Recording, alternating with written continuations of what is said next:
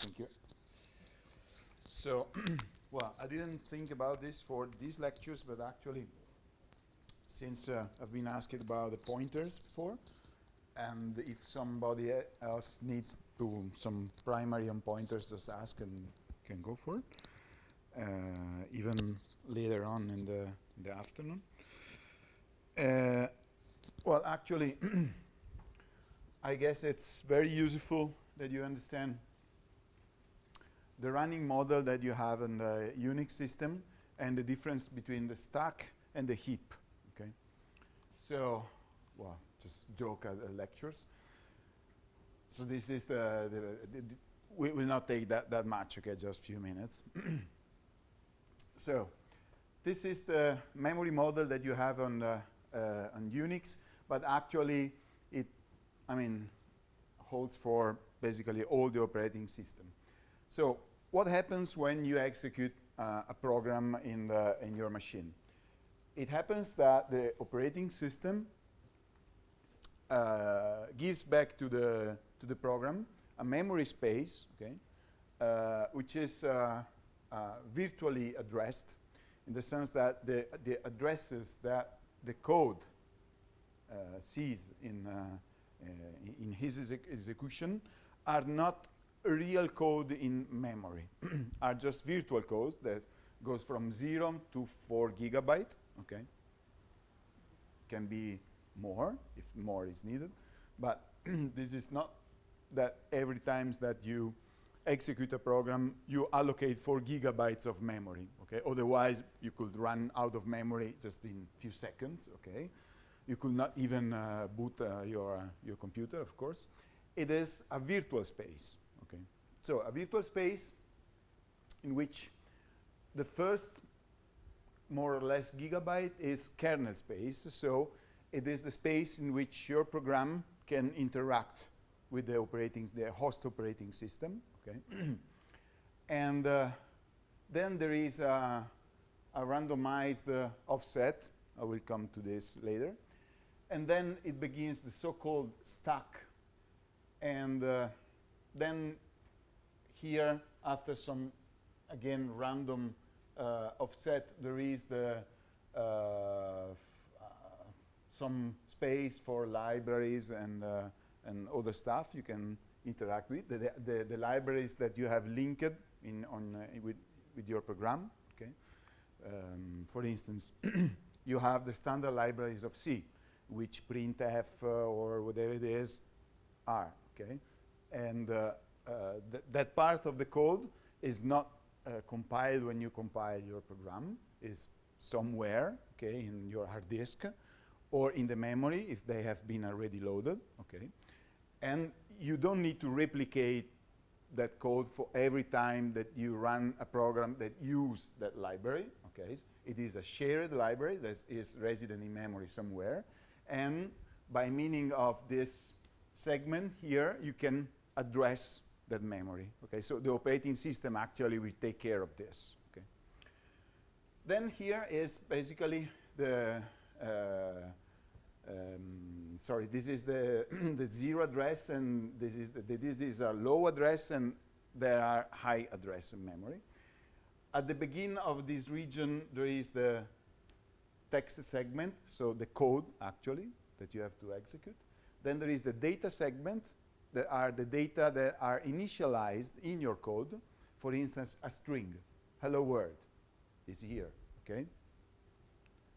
And then there is there are the static variables that are not initialized. So, for instance, you have int e. Okay, this has not any value, but still exists. So you have to reserve 4 bytes for it. Okay, which is different than int j equal 1. 4 bytes. But it is initialized, okay? Still, you need to reserve 8 bytes for I and for j, okay? Here and here. And then there is the heap. There is, again, a random offset. Then there is the heap memory. somewhere in the middle, this is this mapping for the shared libraries, and then there is the stack. Okay. What is the reason for this random offset? Is to avoid hacking. Okay. But I will tell you about later. So here the point is that what is the difference between the heap and the stack, okay, which is very important one. So, sorry.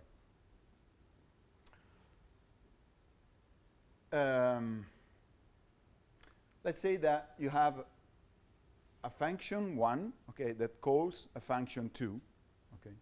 So what is a function? Is a piece of code which lies somewhere here, okay. Let's say that this small rectangle here is a function where, I mean, the code is of the function resides actually, and here there is another function, okay. So function 1 calls function 2, fine. But there is more than this, because inside function 1 you have int I, and inside function 2, whatever it is, you have int j, okay? So I is here and j is here somewhere, okay?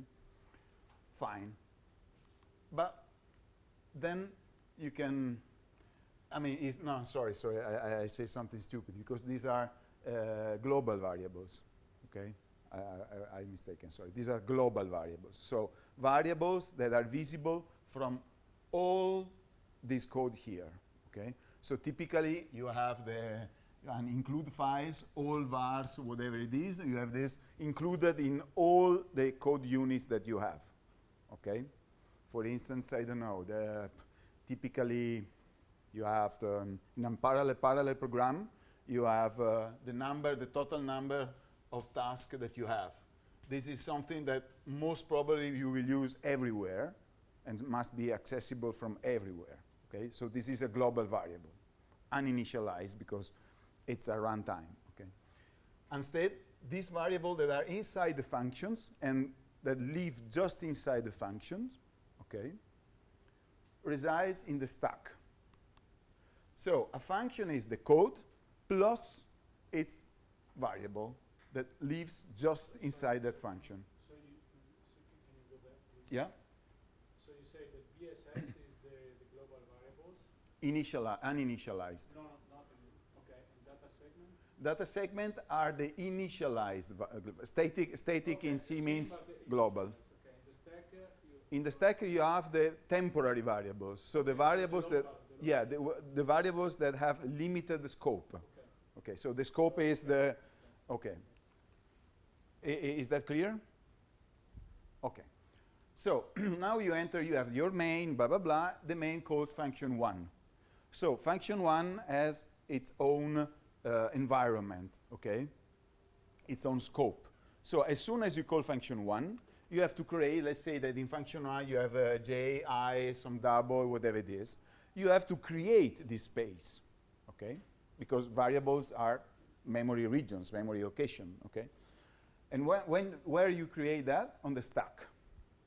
The stack is the memory region, okay, that contains temporary variables, so variables that have limited scope. And now it is made. So for instance, you have some parameters, so you call the function with some arguments, no, whatever it is. And where are the arguments put? So how can a function call another function with some argument? Where do they live? On the stack, okay? So let's say that this is my stack, okay? I'm the main, okay? Then I'm calling a function that print a string. I have to pass the string, okay? Printf, for instance. Printf is exactly a function, okay? That needs that you pass the string, the arguments for the string, or, you know, blah, blah, blah. How can I do that? Well, I put on the stack, okay? I create the stack for the function. I put as first all the parameters in reverse order, okay? And so I put there all the parameters of the string, then the string itself, blah, blah, blah.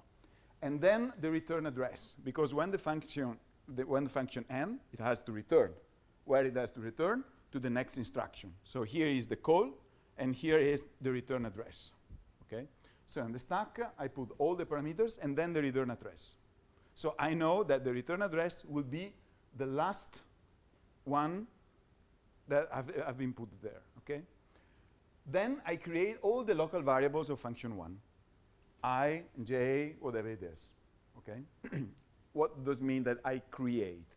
It means that when I start, the stack pointer, which is a register in the CPU there is a specific register which is called SP, stack pointer, that points to the location, the last location of the stack, okay, which is a pile, okay, LIFO, last in, first out, okay.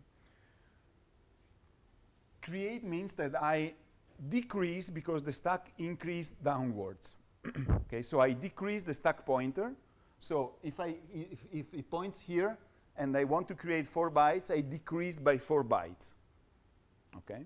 So putting on the stack means that I decrease the stack pointer, and then I write on that memory region what I need to write. Then I create all the variables that are inside the function. So, okay, I need an integer, decrease by 4. I need another integer, decrease by 4, and blah, blah, blah, okay? And this is the stack for function 1. Then there is a call for function 2, and everything starts again. So I put on the stack all the arguments for function 2, the return address, and then I create all the variables, the local variables for function 2, and so on, okay? This is the stack. From here, I can see everything is here, okay? But from here, I cannot go here once I return, because then the stack pointer is decreased, because when a function ends, it jumps to the return address, it knows exactly how far to come back, and then the stack pointer, again, will point at the end of the stack of the caller function. More or less clear? Okay, so the stack contains temporary variables and service variables, okay? And it increase downwards.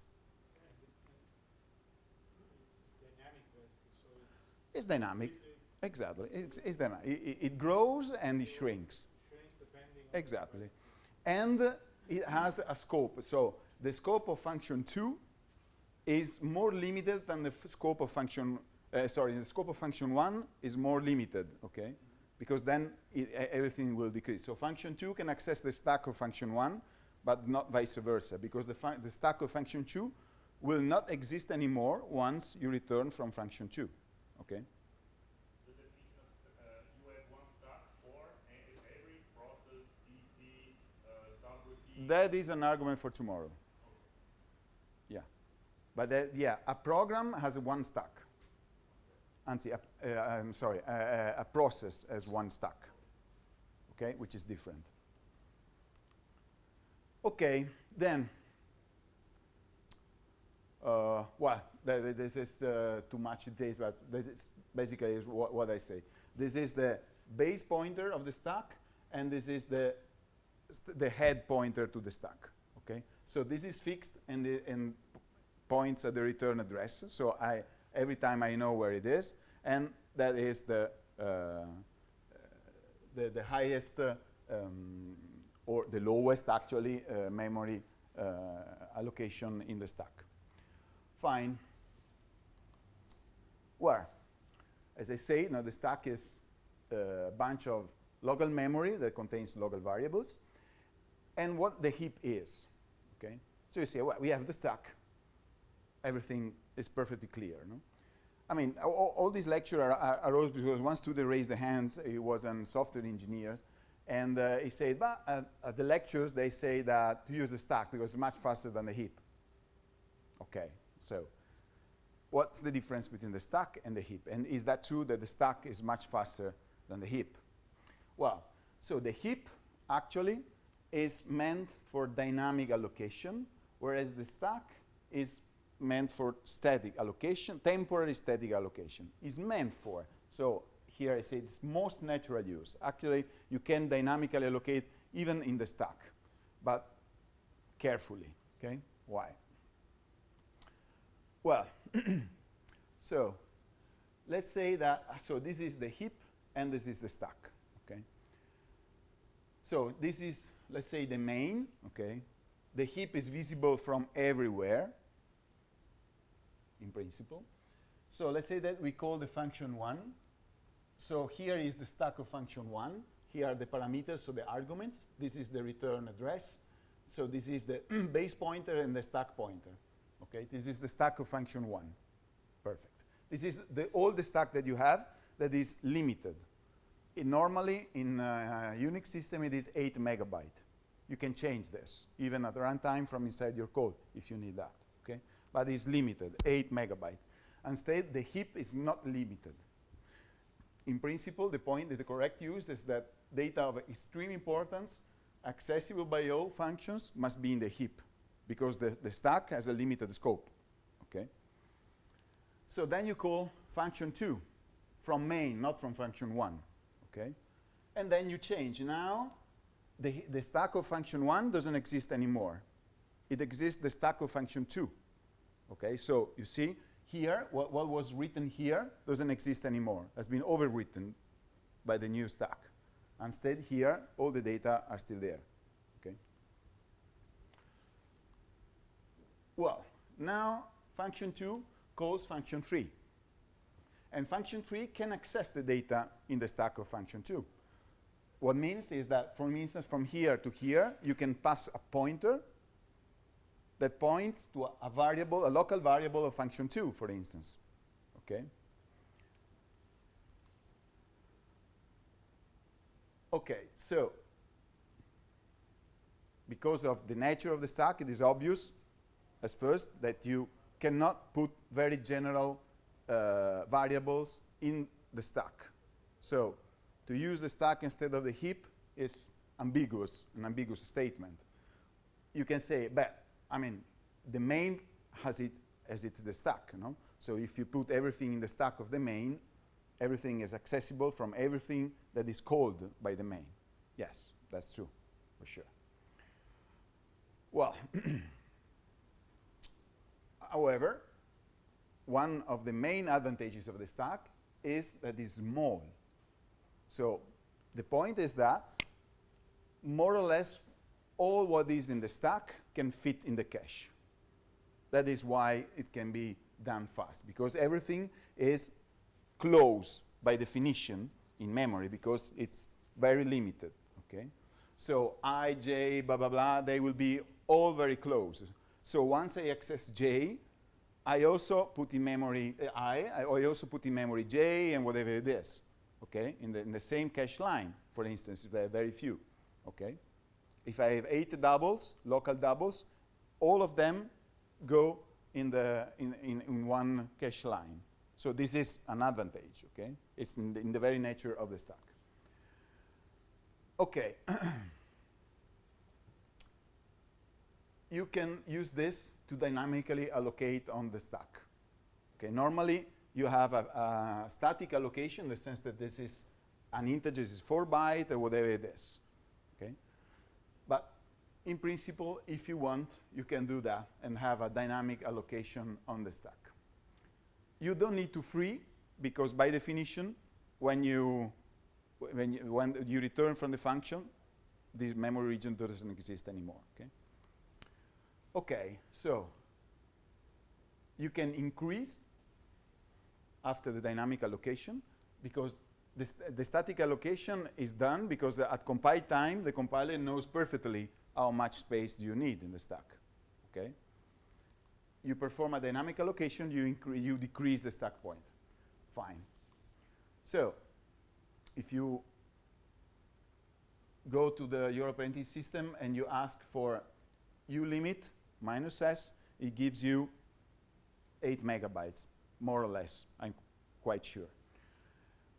If you need, this is called a soft limit and can be changed if your root has been clever enough to set the hard limit to unlimited. Otherwise, not. In some system, typically on HPC machines, it might be that you cannot change the stack. So the soft limit and the hard limit are the same. Okay? So it may be dangerous to allocate very large amount of data on the stack, okay? Because you can run out of stack. It happens Okay, I don't know whether any of you have had this error in his life that you run out of the stack. No, but it may be. It happens to me with a student a few days ago, just because I wrote a program very quick and dirty. I didn't think that you would have used some parameters that would have caused an allocation on the stack larger than 8 megabytes, but obviously it did, okay? And so segmentation fault, okay? Stack overrun. And well, there is this little routine here that I'll give you, and using this you will have a stack smash. So you will try to use memory that goes beyond the stack limit. Okay. You can then I'll give you also these slides so you can learn how to enlarge the stack from inside the code. Ben, now, so compare stack and heap access. Okay. So you have this. By definition, is on the stack. Okay, this float array lies on the stack, and is some number. Okay, at compile time, fine. And you initialize everything to 0, fine. You want to use heap. Okay, well, what you have to do is you declare a pointer and you allocate the memory, quite regular, and then you just run over the memory region, fine. Or you can use the heap on a different way, and instead of doing this, you can do that. This is correct. Semantically, it's exactly the same. Okay? Is there any difference? Well, there is, in the sense that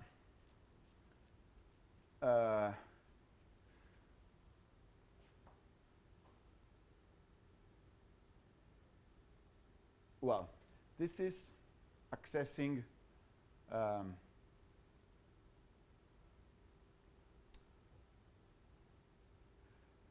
accessing an array on the stack is faster because, I mean, this is accessing an array on the heap, and this is on the stack. How it is in assembler, okay? On the heap and on the stack. So on the heap, you have to, as I said, this is a variable. You have to access this variable. Okay. Then you have to interpret this, but to transform that variable in an address, and then you have to get to that address, okay, and perform the operation. So you have 3 operations here. The stack is faster. Why?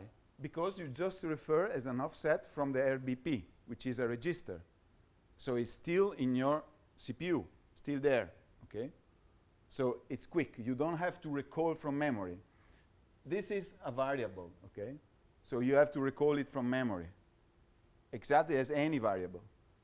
Instead, this is a register, still there. So you just displace the content of the register to access the memory, and you have 2 operations less, okay?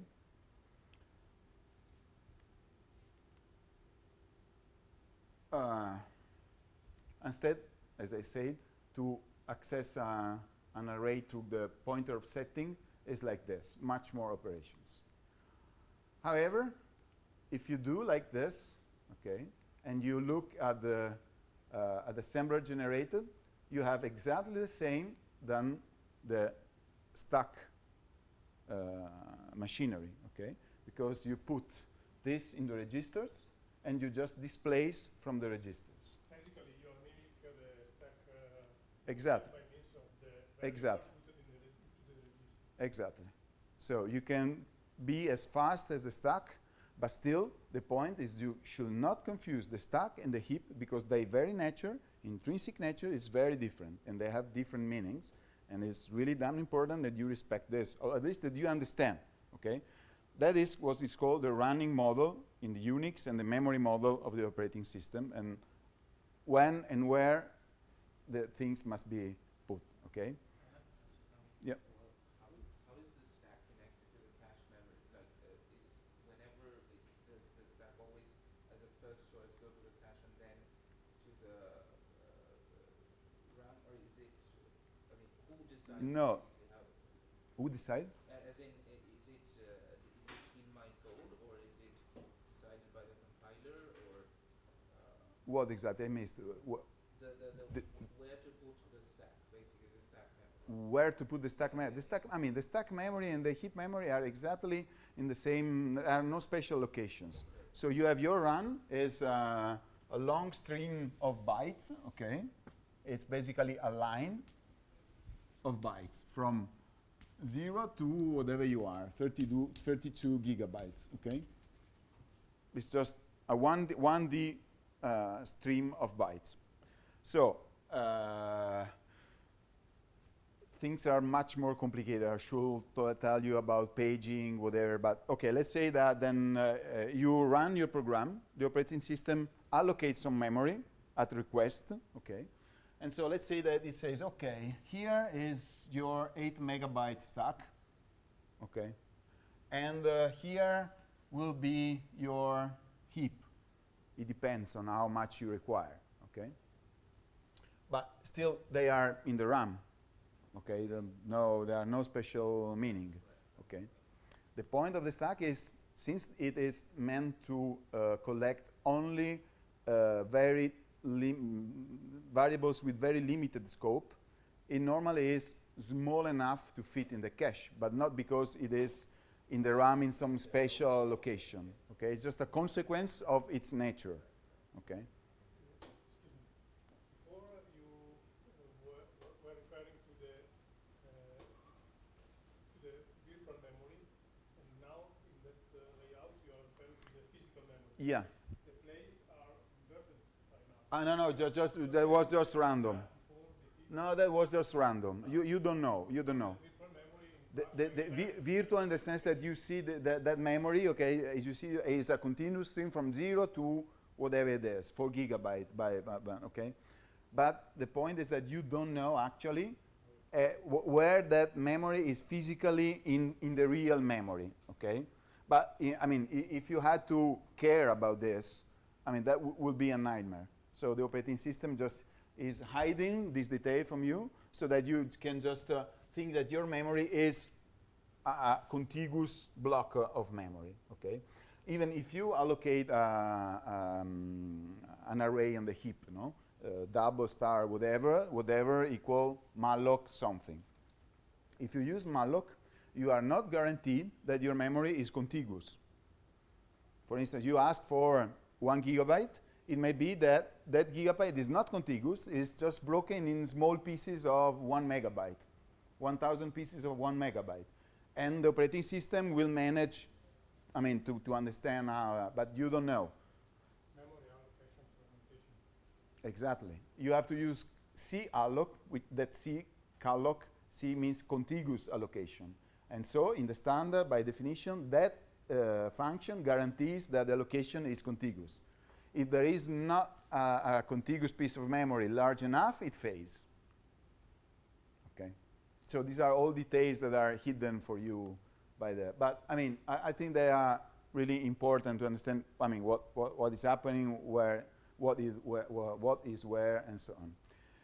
And well, then I will upload this this small piece of code so you can understand and learn how to play with the stack and blah blah. And well, just a curiosity. I don't know whether you know Frac Magazine or not. Frac Magazine is a real magazine run by hacker from hackers. And in the well, there was this famous article, Smashing the Stack for Fun and Profit, and it explained how you can exploit a computer just using this model, because if you remember, then you have the text initializes data, then you have the stack, and then blah blah blah. No? And this was, I mean, in the article.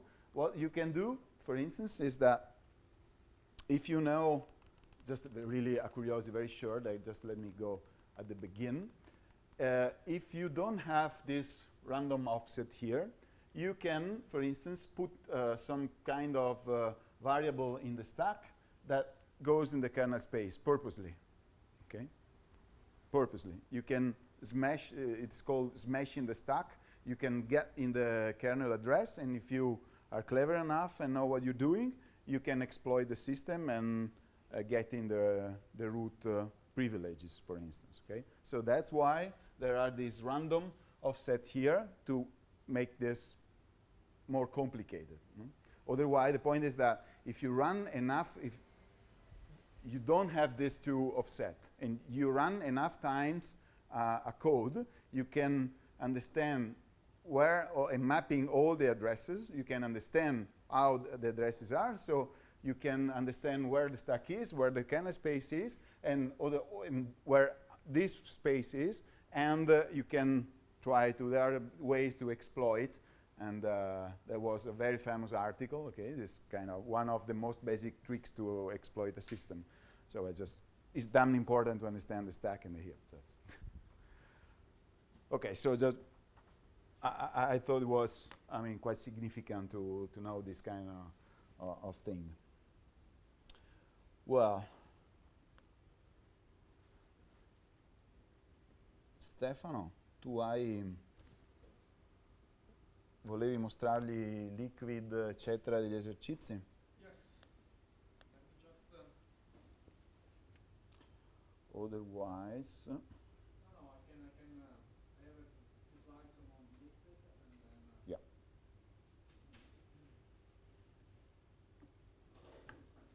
Then we can play a little bit. Nel frattempo faccio l'upload della roba.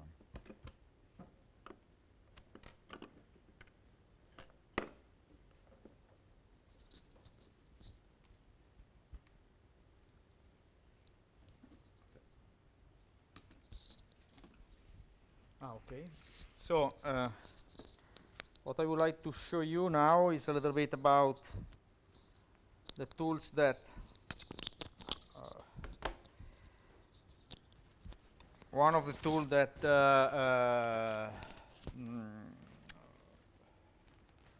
Luca showed.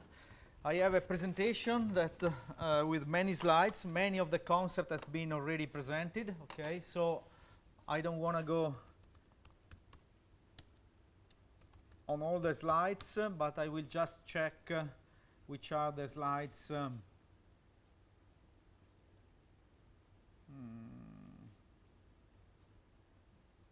Show, where is show?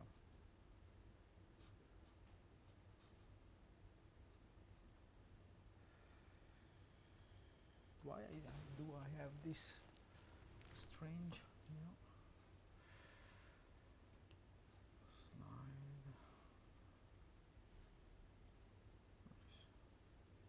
Sorry, I'm a little bit lost with this.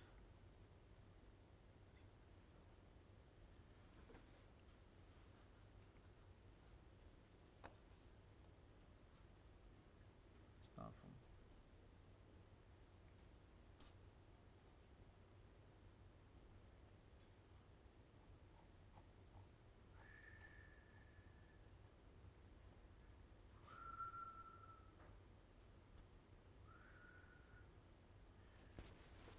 Okay, let me see if I'm able.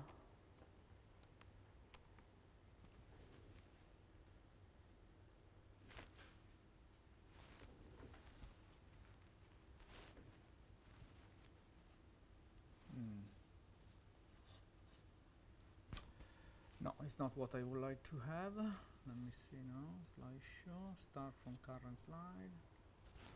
Okay, perfect. Okay, so this part of a presentation that we as Exact Lab, Exact is actually a small company that I founded a few years ago, and we are providing services in in high performance computing, and we also provide courses in training in high performance computing. So these are taken from this from a course that we recently taught at the Joint Research Center in Ispra, Varese, for the European community. So I would like just to jump all over, just to fix a few ideas that Luca presented. So, for instance, what we have in a core, here I have a picture, the previous one, that is actually an old version of the picture that you already saw by Luca. And here you have the different port, and here we have what we call the superscalar effect. Okay, and the superscalar effect is actually nothing but ILP, instruction level parallelism. So we are able to do two different instructions at the same cycle through this port. Okay, and this is actually something that already mentioned Luca. And so we have this kind of superscalar processor, multiple units enable instruction level parallelism, and so this is actually the parallelism that comes for free, because if you are smart enough to write clean code, the compiler is able to exploit this stuff. Okay, I don't know, Luca, you didn't mention yet SIMD extension, AVX and SSA, so I will skip on this because it will tell you more and is more appropriate. Luca is much better than me in explaining this, and pipelining was actually presented. So there are a lot of things, and this is actually something that is important to consider. What is the peak performance of the core that you have in your hand? Okay, when you submit a job, you go on a core. Okay, you go on a multi-socket, multi-core machine, but each single core has a performance. And performance here in high-performance computing is actually the number of floating point operation that I'm able to do in a cycle. Sorry, and is given by this. Okay. So we have the performance of a core is given by superscalarity, the number of instruction and instruction that I can perform in a single core. The FMA factor we didn't touch. Probably Luca will mention. I will just anticipate that FMA means fuse, multiplication, and addition. So in a single cycle, on a single scalar instruction, you can perform a multiplication and addition at the same time. Okay? And then the SIM factor, that is actually the register stuff that Luca will mention you, and then finally the clock speed. Okay? Here are actually the most recent, not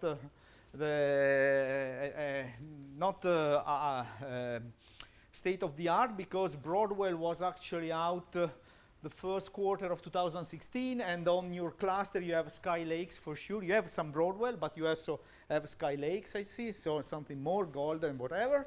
Okay, but here you can see which kind of number you can have. So generally you have that the number of the superscalarity, the factors, superscalarity factor is 2.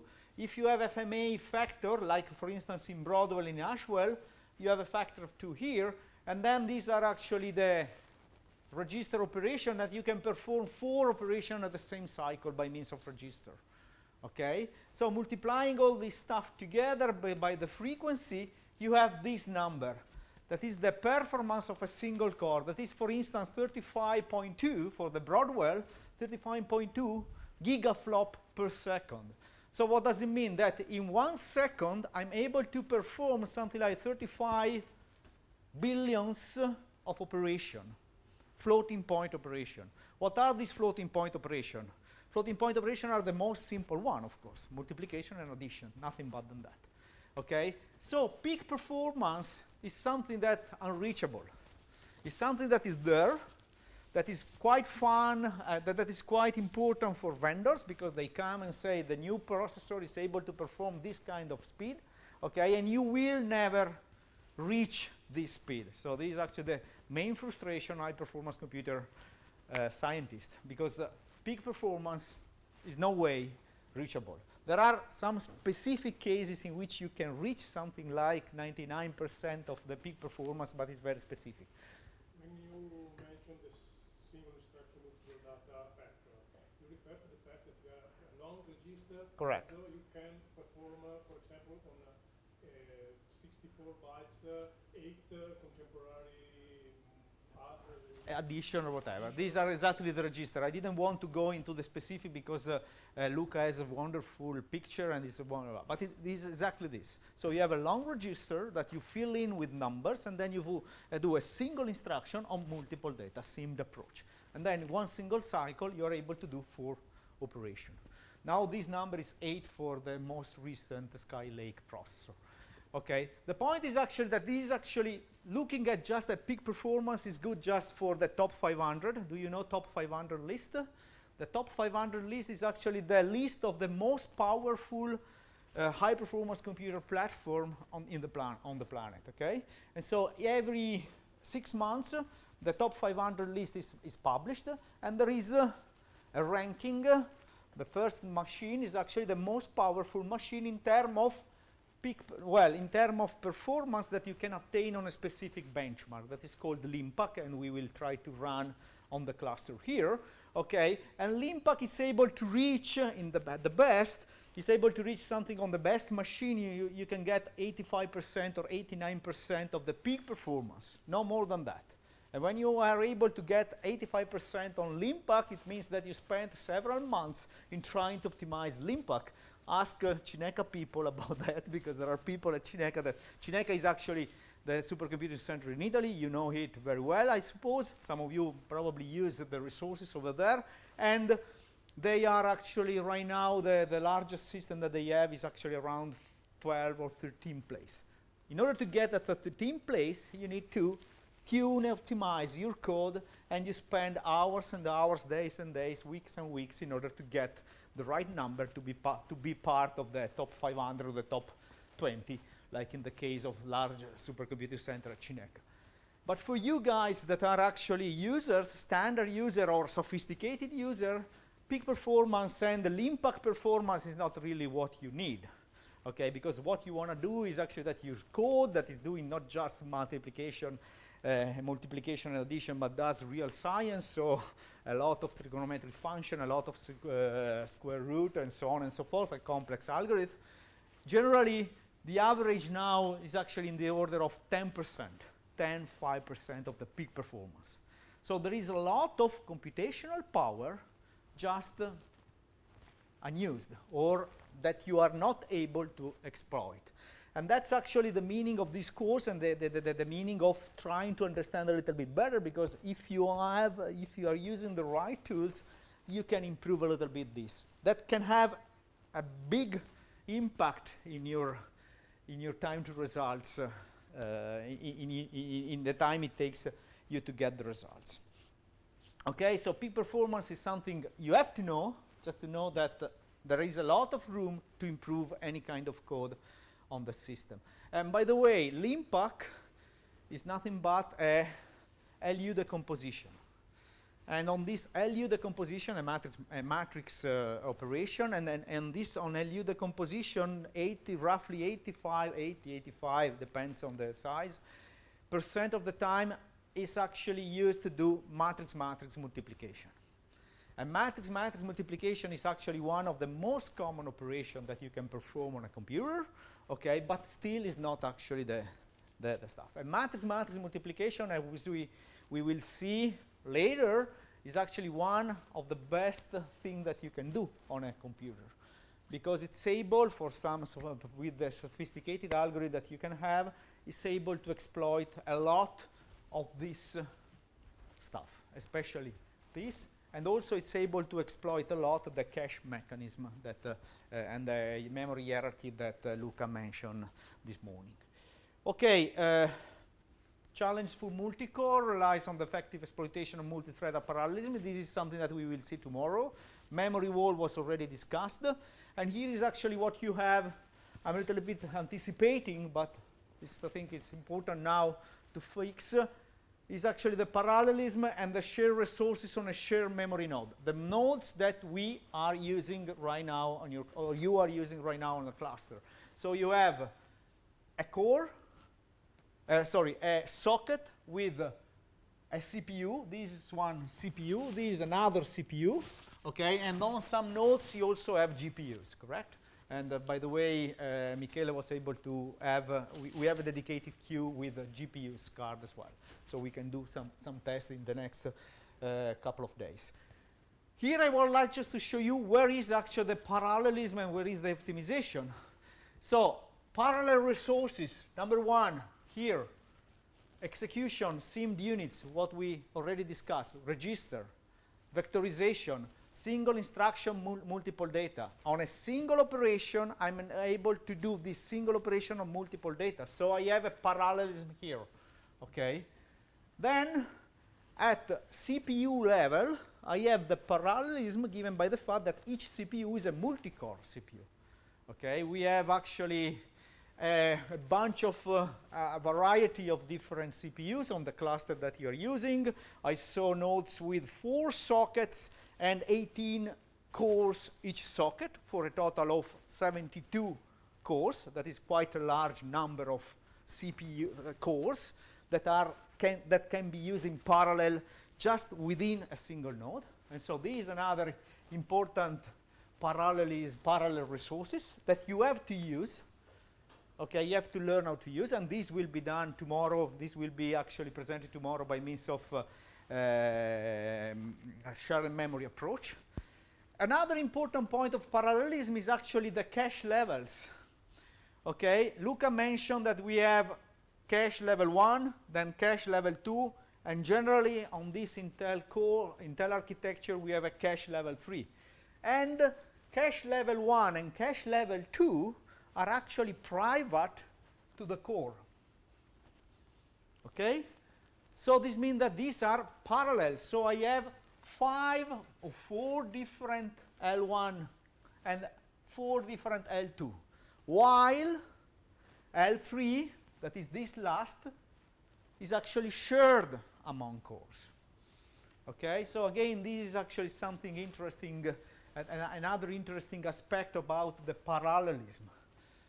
Then, of course, we have a socket, and then we have another socket. And so it means that everything that is here is actually doubled or even quadrupled in some case on some nodes.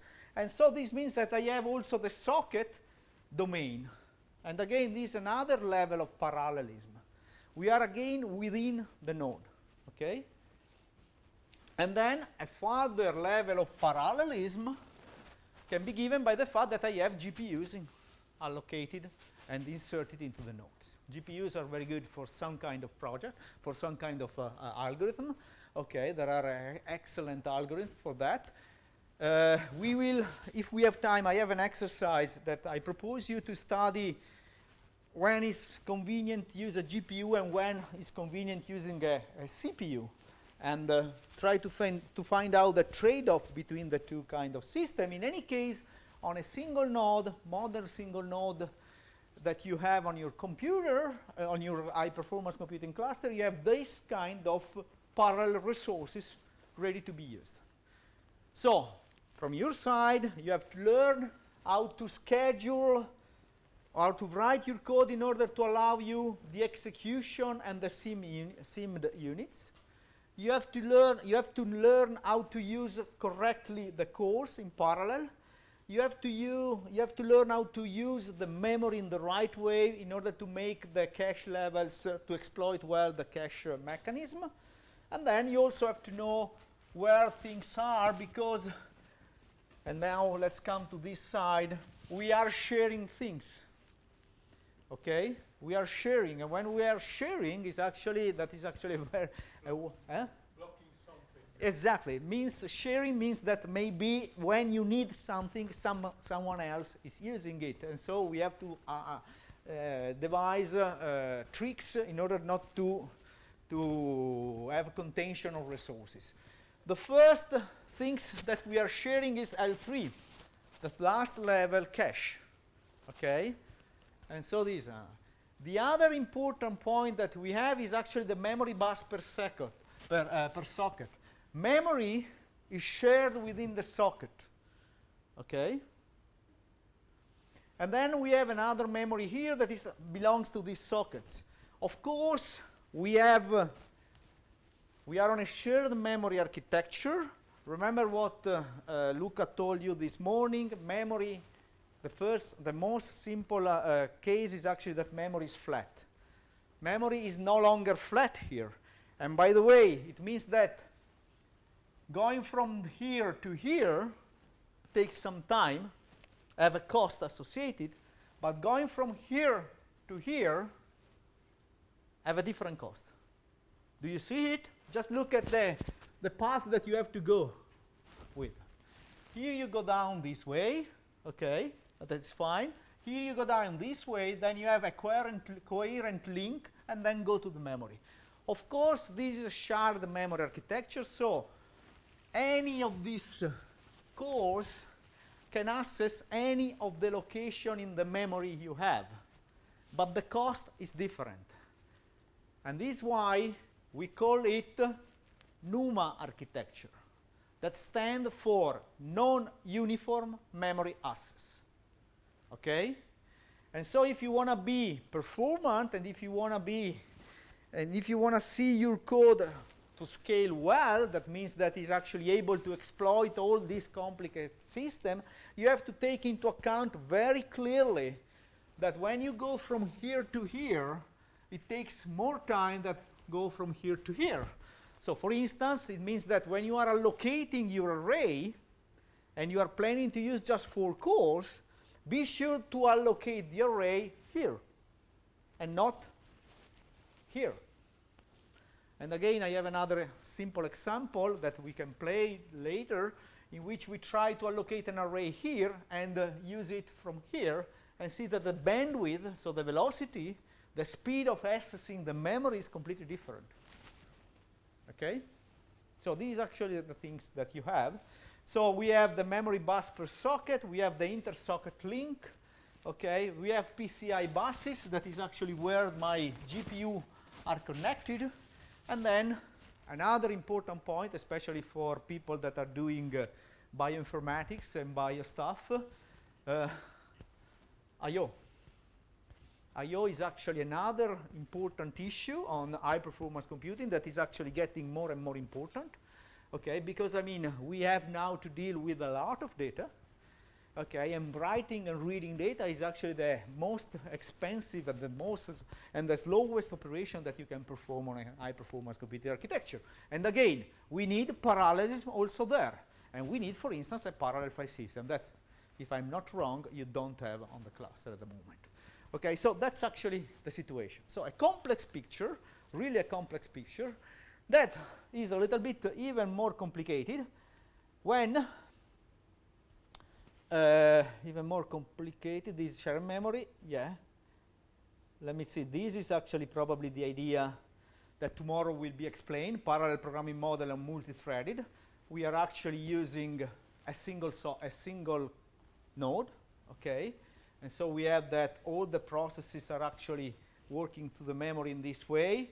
And you have a master thread, then we have a parallel region, serial region, and so on. Tomorrow we will see, Luca will explain, no? This is just a short anticipation. And then we have also the parallel programming model, that is the message passing interface model that I mentioned this very briefly this morning, in which I have a communication network, I have multiple nodes, and then I want to distribute my calculation and my computation on many of these nodes. To do that, I am using MPI. All modern large-scale piece of code use MPI, because you need to use more than one node if you want to do a really large computation. And remember another important point, that sometimes you need a parallel approach and you need a high-performance computing platform, not just because you need a lot of computing power, but just because you need a lot of memory, for instance. And this is the case of quantum espresso, for instance. Doing a quantum espresso calculation requires a lot of plane waves, as you know very well, so a lot of memory that is not available on a single computer, and so you need more than one computer. Of course, now we have nodes here on the cluster that have 775 gigabyte per node RAM, no? I saw one node of this kind, oh, I'm wrong. Yeah, and one node with 3 terabytes. So, I mean, 3 terabytes of RAM is quite a large amount of more. But generally, at the beginning, when we start doing parallelism, parallel approach, the memory was limited. And actually, a 3 terabyte RAM machine is actually quite expensive. So sometimes it's much better to buy a bunch of machines to put together 3 terabyte and go for MPI programming. By the way, communication network is another important point, and this is actually another point in which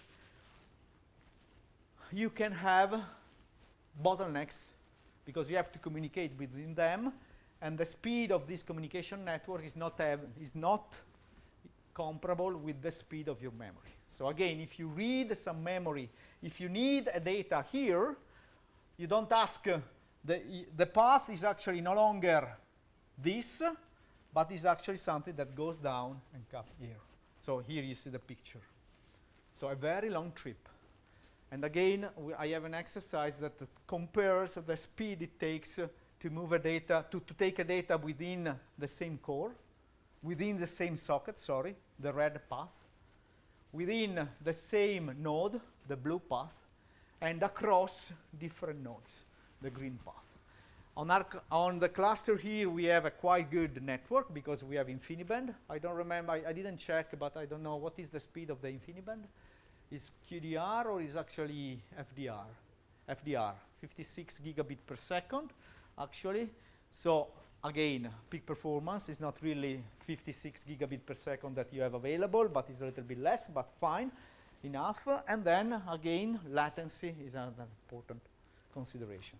So I'm actually scaring all of you, I do hope. I mean, it's complicated. It's really complicated. It's nothing come for free, okay? But I mean, there are tricks that if you know, you can really improve your performance. Okay, that's actually exactly the parallelism for everyone. This was mentioned by Luca. We were in the gigahertz era till 2005, 2004, 2005. Gigahertz era means that every time that you have an improving technology, the processor more or less remain constant, but they increase just the gigahertz. So it means that the peak performance increases without doing nothing. So if you have a code that was actually well optimized for the CPU, you just increase the frequency and you got an additional advantage without doing anything. And so these are actually the platform potential, so the peak performance. An active ISV stands for independent software vendor. Here means active scientist, computational scientist. So an active computational scientist can gain a little bit, okay, just optimizing the code. And you see, every time I have a new processor, I gain something for free. But then something happened here. And here actually the end of the gigahertz era, and we go for the multi-core era. Why this change? Well, simply because gigahertz is no longer available. We can't increase further the gigahertz. We are actually running into some problem in terms of transistor, in terms of heat dissipation, in terms of quantum effects, and so on and so forth. So many complicated things. And so instead of having one single processor quite powerful at high frequency, I start doing with the same silicon, I can do more cores, okay, at lower frequency, okay? And if you don't do anything on your code, no gain at all, because here, parallelism should be explicitly written in your application, okay? Because we have more than multi-core core, and if you have a serial code, no way to scale. No way to gain anything. And so only active people that knows what to do, every time I'm introducing a new course. So here we started in 2004, 2005 with a 2-cores machine. Now we have 28 cores CPUs. So in 15 years, more or less. So every year and a half we have a jump in the number of cores that you have on your machine. And you see that this is actually done. Again, so if you want to exploit the actual architecture of a high-performance computing cluster, you have to deal with parallelism. Of course, there are tricks to avoid to code by yourself using, for instance, libraries that are already well optimized for this kind of architecture. And this is another story that we will see tomorrow. Performance analysis was actually mentioned by Luca. What I would like just to tell you is actually that the first performance analysis start looking at what your code is supposed to do and what is happening on the machine that you are working with. For instance, here is I don't know if you are able to read this picture. Okay, this is a very old snapshot that I took sometimes probably 10 or 12 years ago, but it's still valid. I was running an application, my let's say intensive application that took by means of top. How many of you know stop command? Top is your friend. You have to use always. Enter in the machine and do a top, just to be sure that everything is clear. Okay, and here this code a.out was slow, and I didn't understand why. Well, I did a top, and I see that the CPU reserved to me was just 90%, and due to the fact that I was the owner of the CPU, although the owner of the machine, I expected to see just 100%, but I didn't see 100% just because someone else, Moses, a student of mine, was running Firefox on my machine. On my computational machine, it was doing Firefox, so browsing the internet. Okay, so I mean, Moses was no longer my student after that. No, well, I'm kidding, but I mean, I'm pretty sure that Moses was convinced that Firefox should be used on his laptop or on his desktop and not on my production machine, just because, again, I was actually sharing a few resources with him.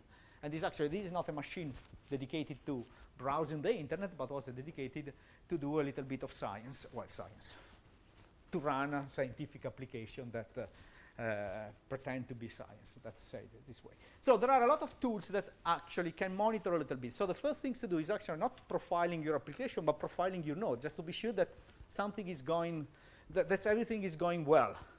And by the way, on your cluster here in Trento, this is always required, because I mean, we are sharing the nodes, okay?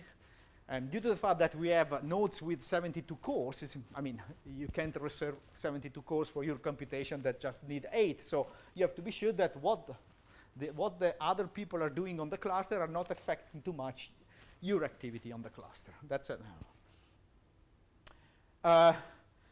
Another important command that I would like to submit to tell you is about user system and wall time. We will see a couple of examples of that, but user bin time, this command, I don't know how many of you know this, user bin time, and then name of the executable, a.out, whatever, a.out.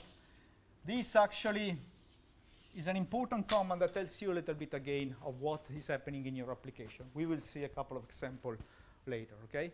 So, and then you go for gprof, blah, blah, blah, blah, blah, blah. Okay, profiling, type of profiling, what I can get. Basic tool, gprof perf liquid. This is gprof that was shown. And then these are the tools that you would like to do for getting a little bit of performance within a single node, okay? You would like to gather node information. So you would like to know exactly the structure of the nodes that you are in, that you landed in, just to show what is the situation. We can use liquid topology to do that. We can then do runtime profiling, compilers, gprof, HPC toolkit, and whatever. And then we have performance profiler, and then also we can want to run some micro benchmarks to be sure that to expect what we can see. So I got this number. It's actually something decent. Well, let's run some micro benchmark to check how far we are of what the node can provide. Yeah, this is actually gprof2.output on a complex code. I mean, it's a complex hierarchy, but it tells you a little bit about what are the hotspots you have to start. And then under hardware counter you mentioned, no? Look, hardware counter, a little bit. Okay, and these are the two tools that we have for counting to look at the hardware counter on your CPU, liquid and perf. Liquid stands for like I knew what I'm doing. That is actually a quite good motto. And it's freely available. It's developed by German people, and it's actually a lightweight command line tool for Linux. It tells you, it helps you in actually to face the challenge without getting into the way. It's actually mainly focused on x86 architecture, and the philosophy is actually that it should be simple, efficient, portable, and then extensible. And there are many components. It tells you about the topology and affinity. These are the commands you can play with. liquid topology and liquid MPI run mainly, but this will be seen and discussed on Wednesday, on Friday when we discuss about MPI. And then it can measure it can profile your code, liquid perf control, liquid bench, and liquid power meter. Mainly this is actually what we are looking at. And yeah, so you can evaluate the performance using liquid just by means of this, but I think there are a lot of metric groups pre-configured and extensible. I think I can stop here showing slides. Yeah, these are the groups. So for instance, you can actually measure the caches, so having information how the cache is used by the code. You have information about the NUMA access, the local and remote memory access. You have information about the floating point operation they are performing, DP, the double precision, and SP, single precision. The branching, the branch. What is the situation about the branchings? Is your code branch friendly or not?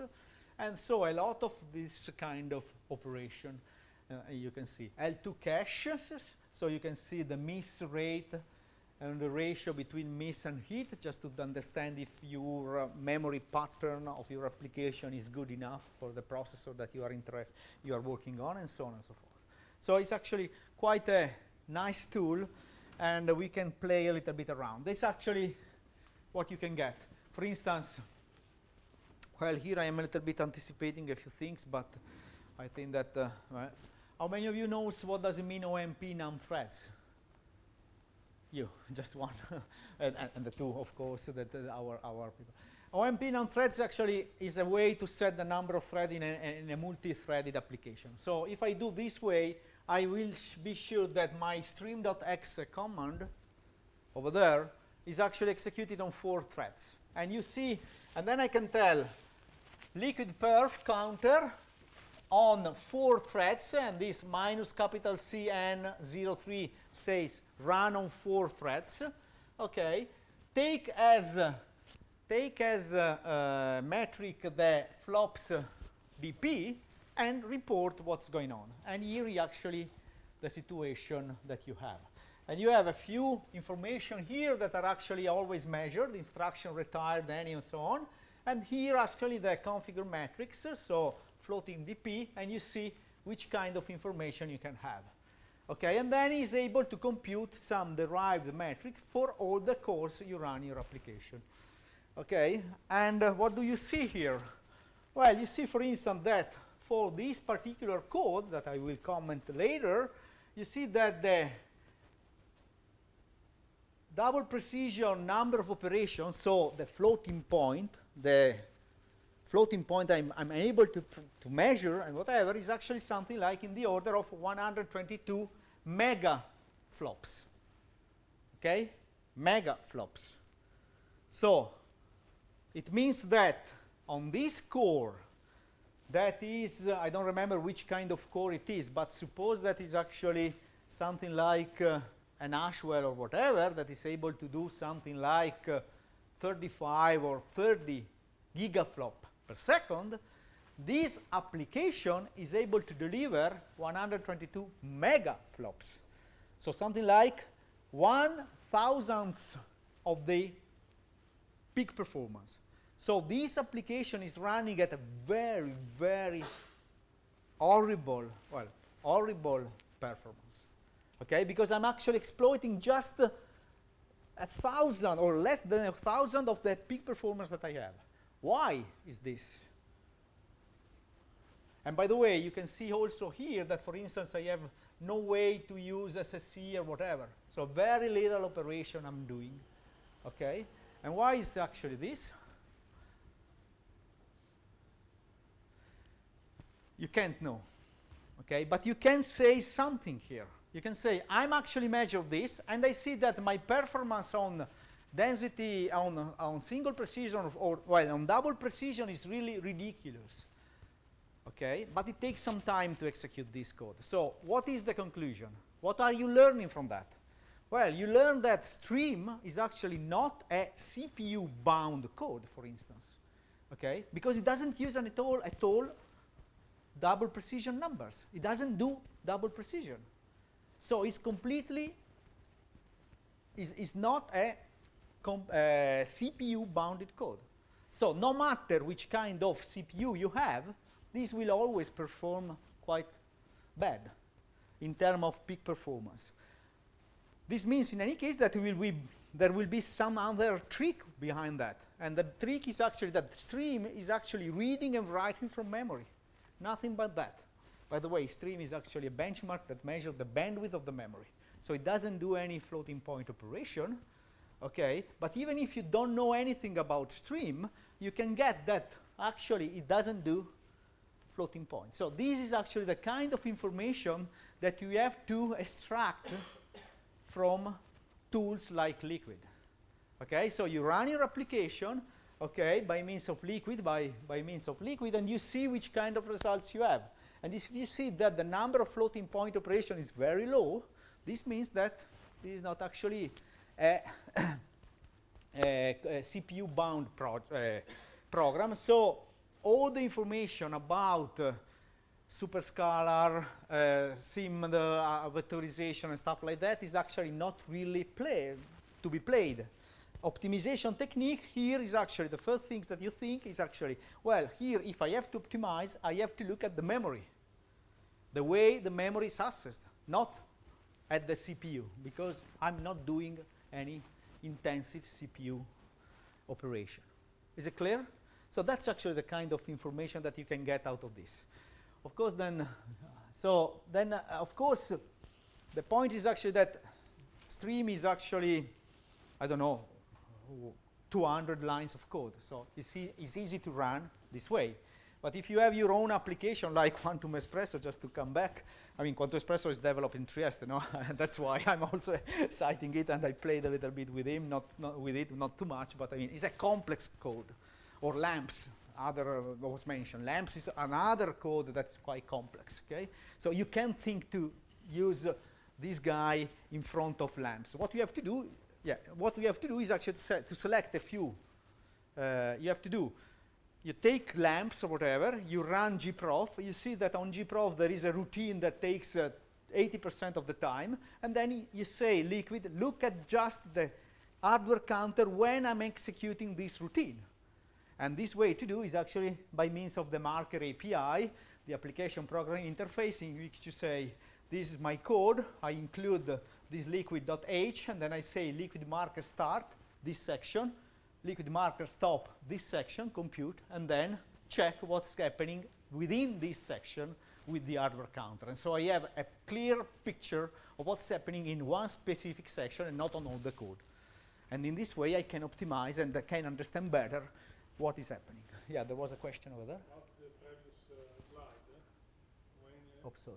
there was indicated the cycle per instruction, which is almost 5 cycles per instruction. Yeah, where do you see this? Cycle.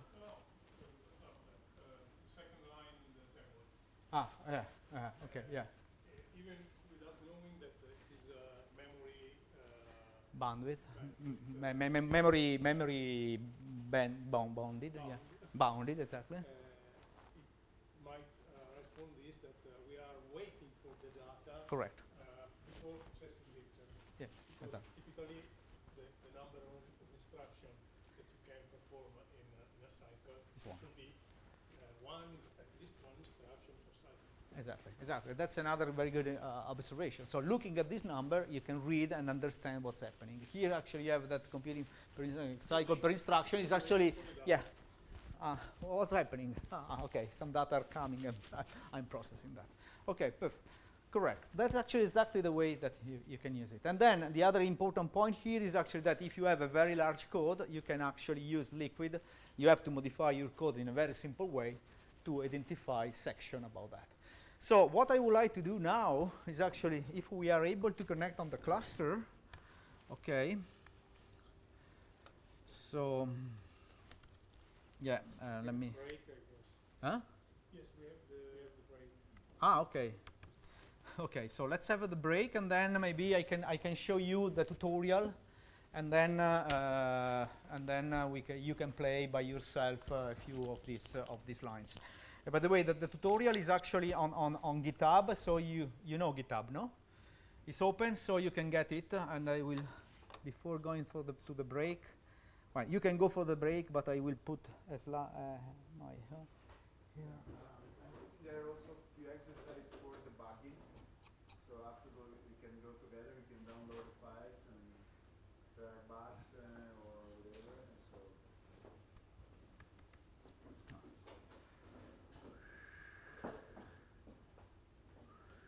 GitHub.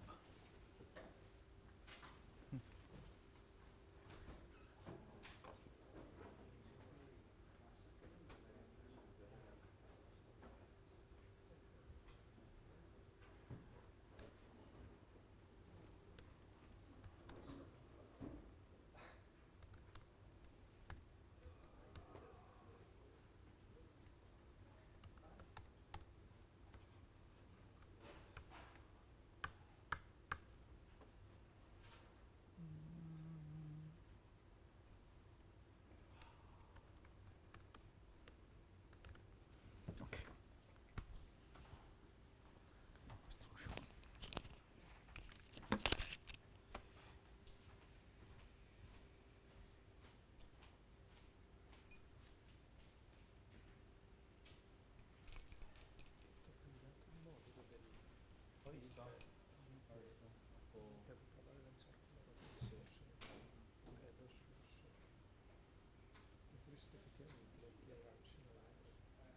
Non lo prende? No, non lo prende. Io ci ho provato a fare il playrun e me lo vede quello di Intel, per cui in teoria dovrebbe andare, però poi manca qualche altro.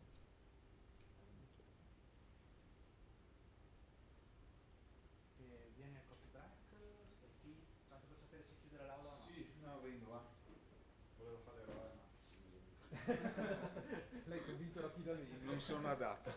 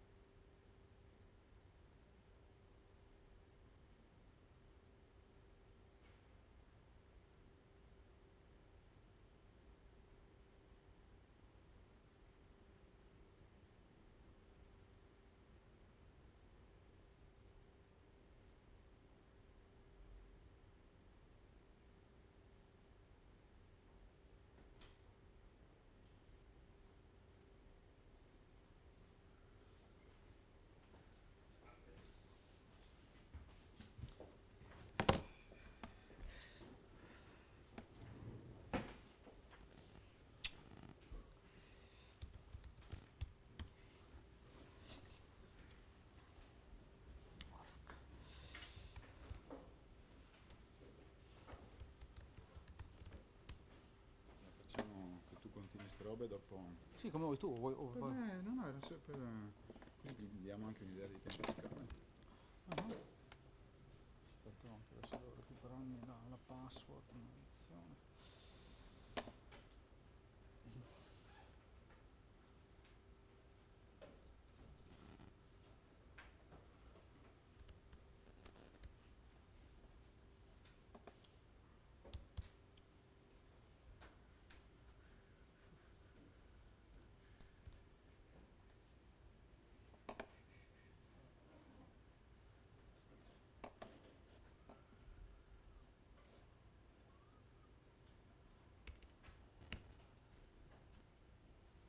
Okay, can we start again?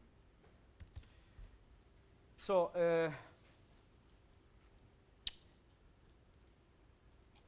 have written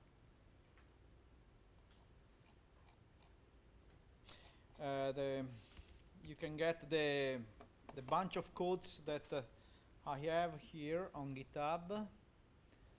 Let me see if I'm able to find out.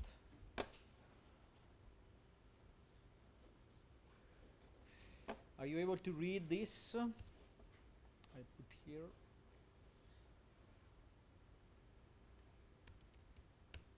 No, this one. Here. Git clone this. This should be open. This should be open, so you should be able to clone this directory that I prepared. It's actually I already did it here. And there are several things here. README, I don't even remember what's written. Yeah, repo for the HPC school. And there are a few exercises, a few example tutorial that we can play with. Today, now what I would like to do is actually go on this liquid. And there is a README RST that tell you what to do. Okay, so the idea here is actually that you can follow me. Yeah. Sorry, can you put the name of the Repo. Yes. Oh, no.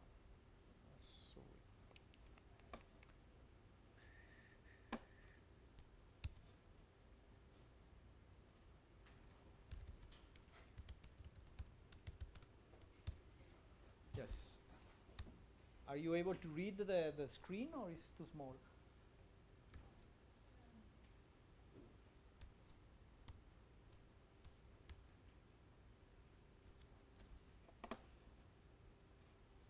Are you able? Did you manage to clone it? It comes down. Okay, perfect. So now you can follow me. I am here. Okay. /hpctn/liquid. But the first things to do is actually to take a node, because we don't want to run anything on the master node. I don't know if you have any strict policy on this. On our cluster, we have a strict policy that after 60 seconds you're running something, it's automatically killed. And people are asking me, oh, what's happening? It dies. Read the man page and learn how to use the cluster, please. So let's submit something. Yeah, this is actually what we can do. So there is this CPU queue -QSHPC 2019 _ CPU queue that is actually a reserved queue for us, correct, Michele? And I'm asking here, I mean, I don't know how many of you are familiar with this command. I can anticipate a little bit. I'm asking qsub, you see. Then I have -L, wall time, that is actually the time I need a node, that is 1 hour. Then I have comma, and I say I want for 1 hour, 1 node using 4 cores. Okay, out of the many I can have, I want just to use 4.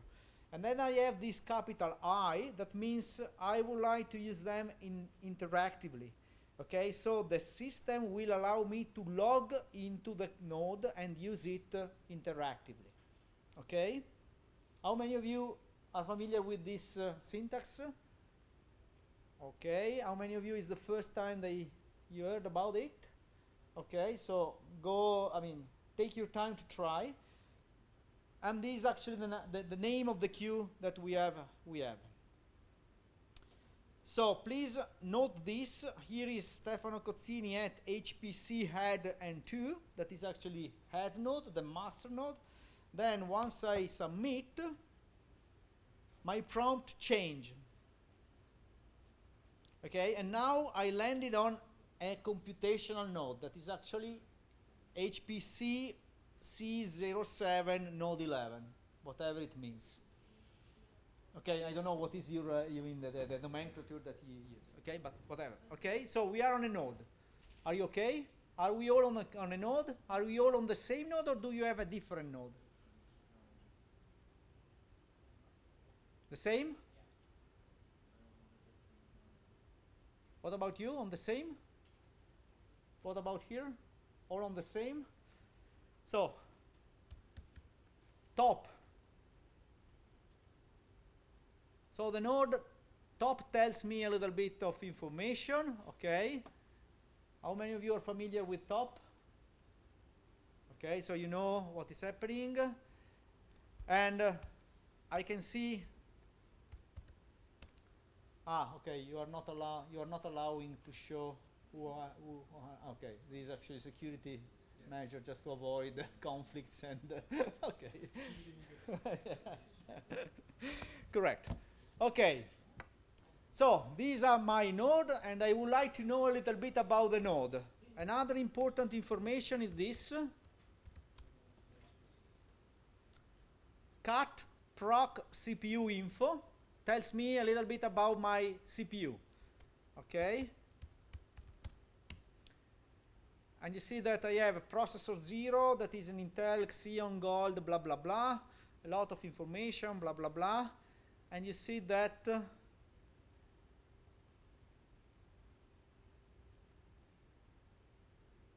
if I scroll down at the end, I see that I have 71. This is actually processor 71. Actually, we start from 0. We are all C programmers, so we are counting starting from 0. So we have 72 different cores. How they are organized? Well, to see the infrastructure of this, let's use Liquid. Module avail.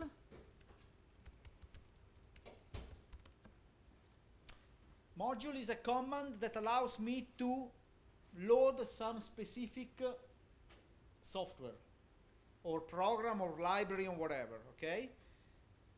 Module avail show me what is the software that is actually present on my cluster, on the cluster, okay? And you see here a little bit of them, okay?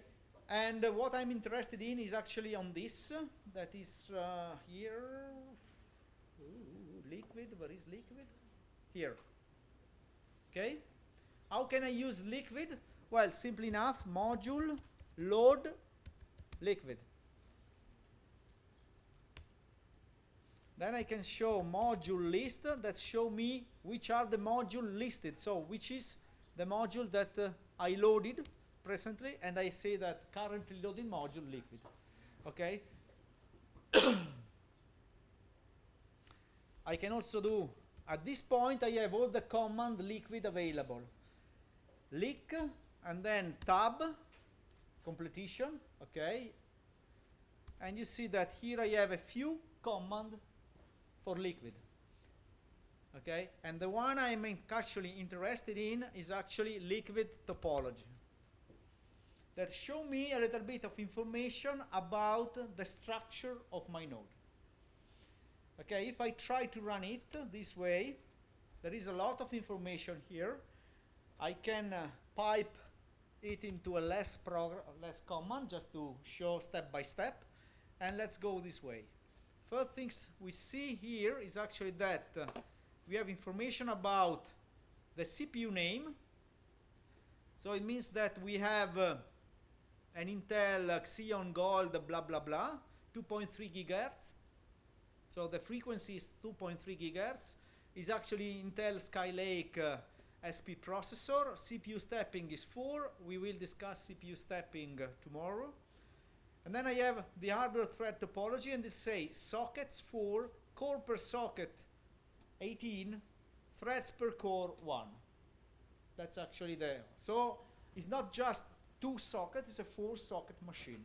Okay, here I have the hardware thread, you have the core, the socket, and they say that everything is available. You see that here I have that hardware thread goes from 0 to 18, sorry, to 17 on, I'm indicating here, sorry, on socket 0. Okay, then I have socket 1 for other 18 processor, and then socket 2, and finally socket 3. So far we learned that we have 4 socket, 18 cores each. Then what about the memory? Well, here is actually a summary. Socket 0 from 0, 17, and so on. Cache topology. Okay? So how caches are organized on the cluster. Level 1 cache, that is actually the closest to the CPU, okay, is actually of 32 kilobyte. Okay? And the caches group are 72. What does it mean? It means simply that L1 cache is private to each core. Okay, so each core has 32 kilobyte of cache, of L1 cache.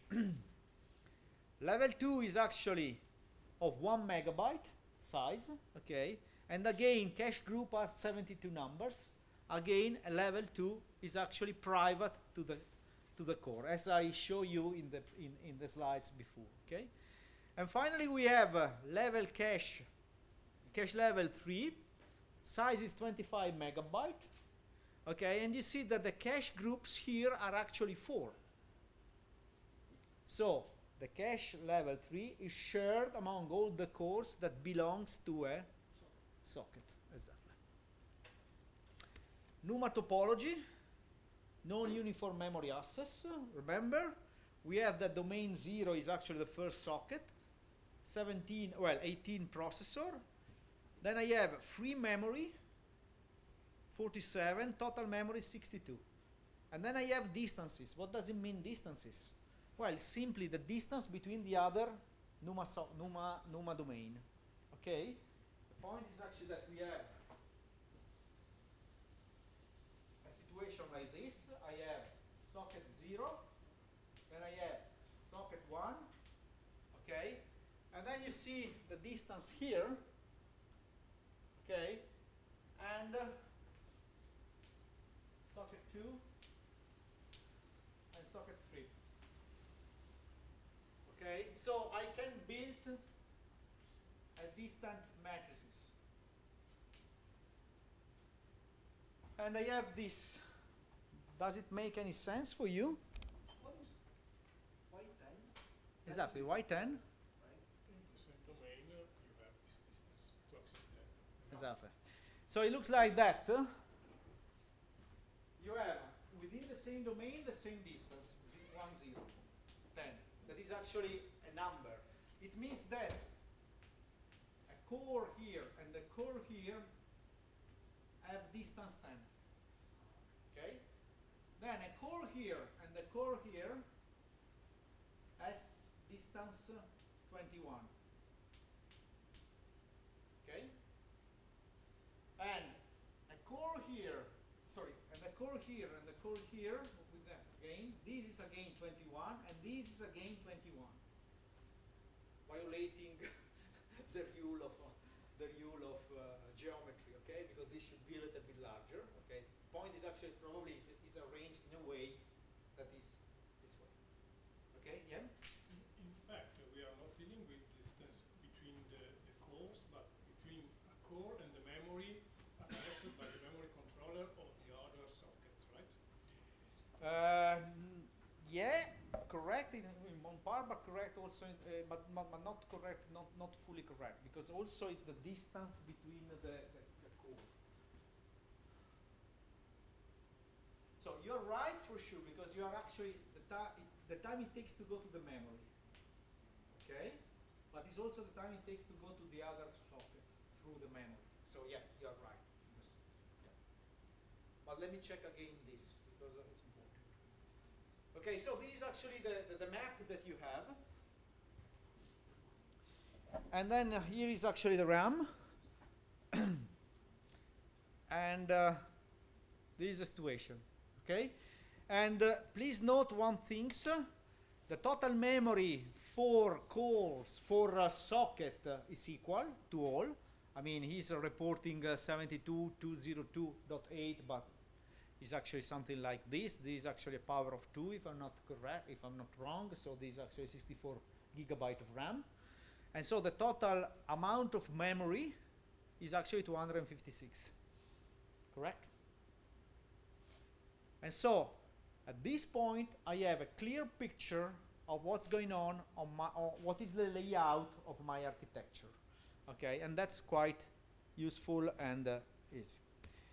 Okay, at this point, what we can do is actually that, let's go on HPC, let's go on liquid.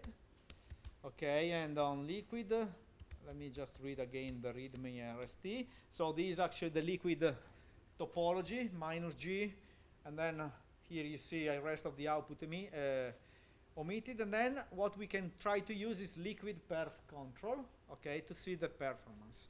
We can issue this command. By the way, you see here the prompt is different because I actually prepared this tutorial on the cluster that we have that is different from the one. So you will see, the output of this should be similar. Of course, the output of the program that is actually here below can be, it should be completely different, because you see here the CPU is completely different from the one that we have here. It's actually a little bit older, okay, but the frequency, for instance, is higher. Is an EV Bridge while you have a Skylake. So this is actually EV Bridge, Ashwell, Broadwell, Skylake is 4 generation behind the machine that we are now currently. In any case, sorry, no, I didn't get, I don't want to, liquid.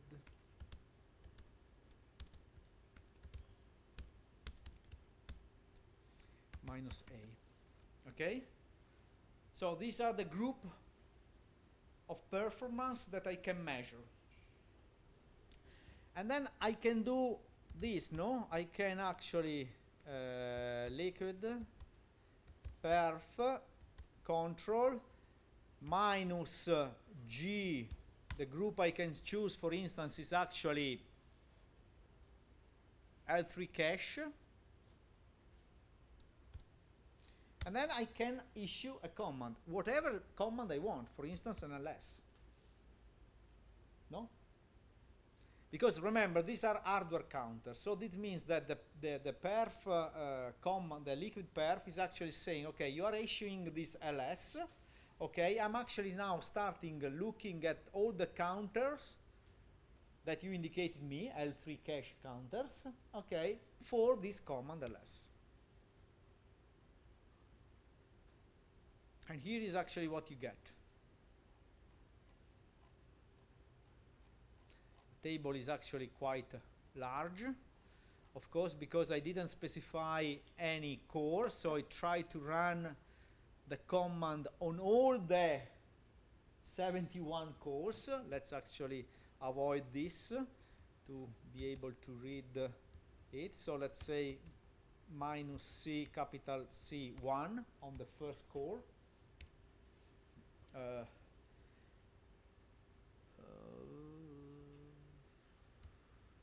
Yeah, I forgot the -C here. Yeah, and here is actually a little bit more clear. So again, information about the core, about the CPU. The output of the command, you see, I tried an ls, so it tells me that I have a readme RST and the stream directory, nothing but that. And then it tells me about the group I choose, L3 cache. And you see, here is the situation. We have 3 instructions that are always, 3 counters that are always there. These are the standard counter that always count. Instruction retired any, CPU clock unaltered core, and CPU clock unaltered references, and these are the numbers I measure. And then there are 3 instructions Well, three instructions, three counters, better say, three counters that I have here. The memory load retired L3 it, the miss, and then the number of operation retired at all. And these are the numbers. Out of these numbers, I'm computing a little bit of metrics that come out and say that the L3 miss rate is actually 0.0001. Okay?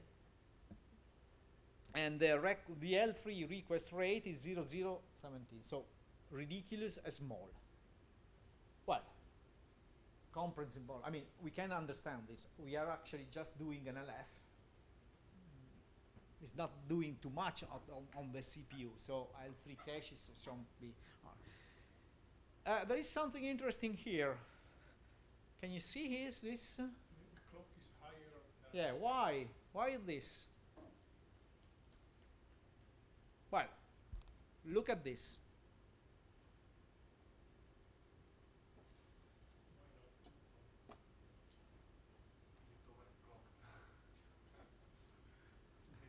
I don't know, Michele, did you clock the CPU? No, that's actually another important point that is actually part of this part. Let me just try to explain. No, CPU clock, no, I have to do a liquid, not perf, but liquid topology.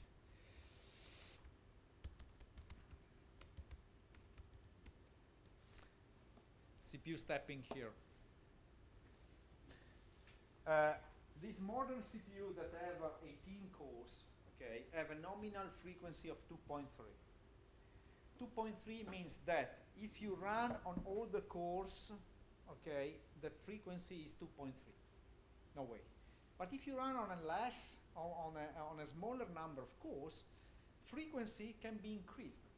Just because the total, there is a parameter that I don't remember, TPI, the total power, TPC or TP, I don't know, total power consumption.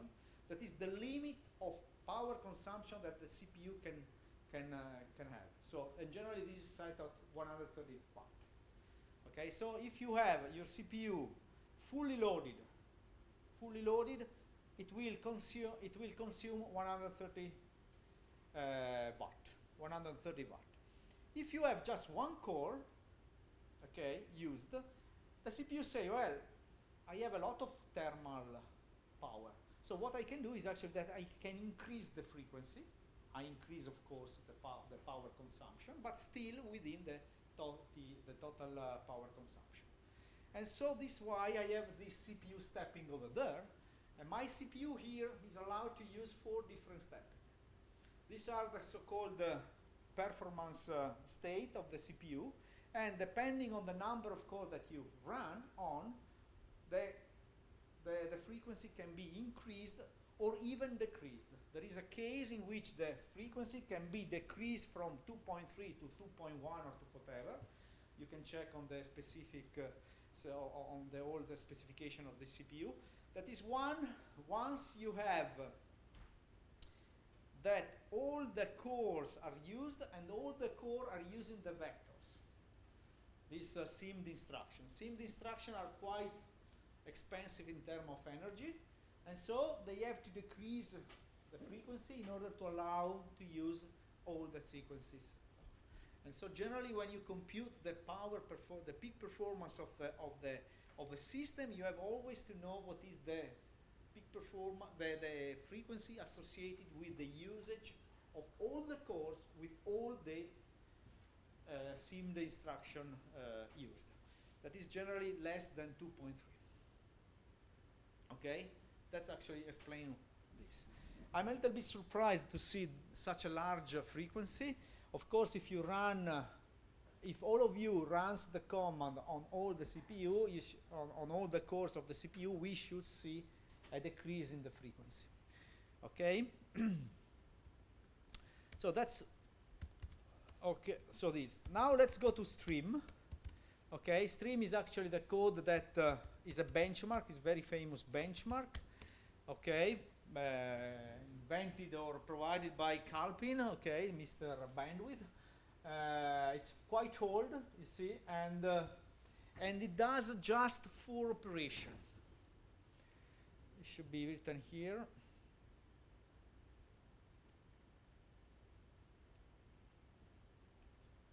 No, it's not. Yeah. So these are the well. It does four kernel cores. So it measures just bandwidth between the memory doing this operation. AI equal BI, where I is actually a loop. This is a loop. So it just copy an array into another array.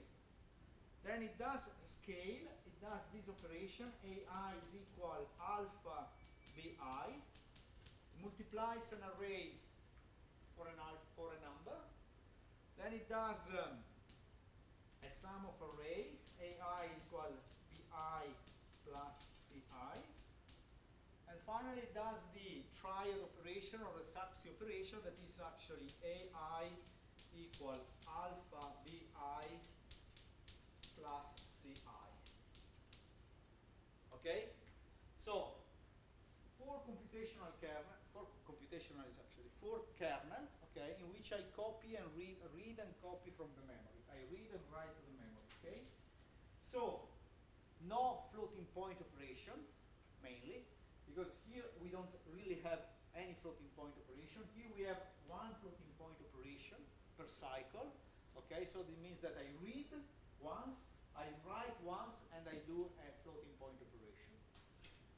Here, again, this is similar, but just a plus instead of a multiplication. So it's similar from the point of view of floating point operation, but it's not similar from the point of view of the memory because I have a third array. I read two array and I write one array. So here I have two operations to the memory. Here I have two operations to the memory. One read, one write. Here I have one read, one write, one floating point operation. And here I have three operations in memory, two read, one write, and one floating point operation. And finally I have this one. I have three operations to the memory, two read, one write, and two floating point operations. Okay? Remember one thing, I'm actually using a very large array, okay?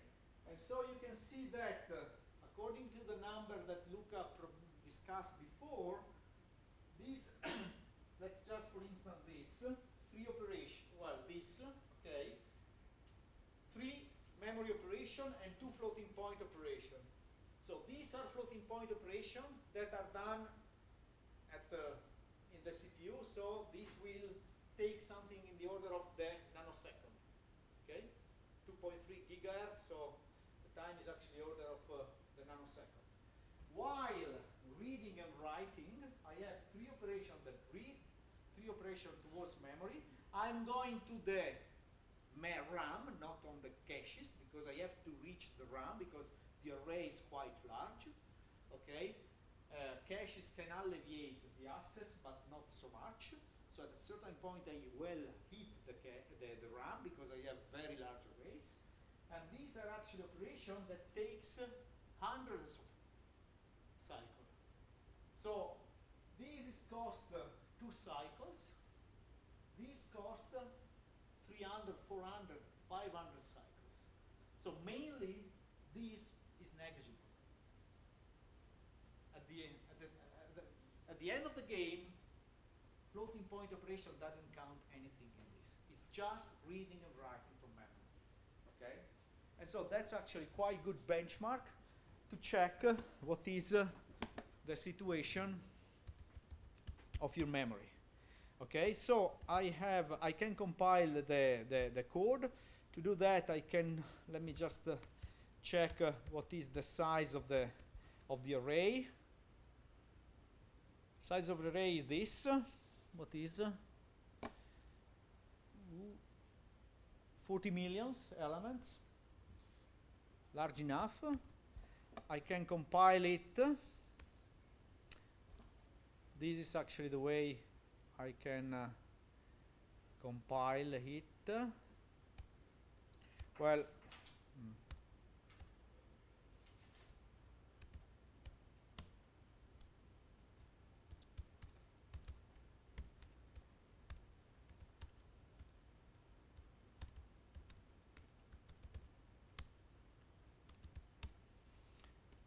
Okay?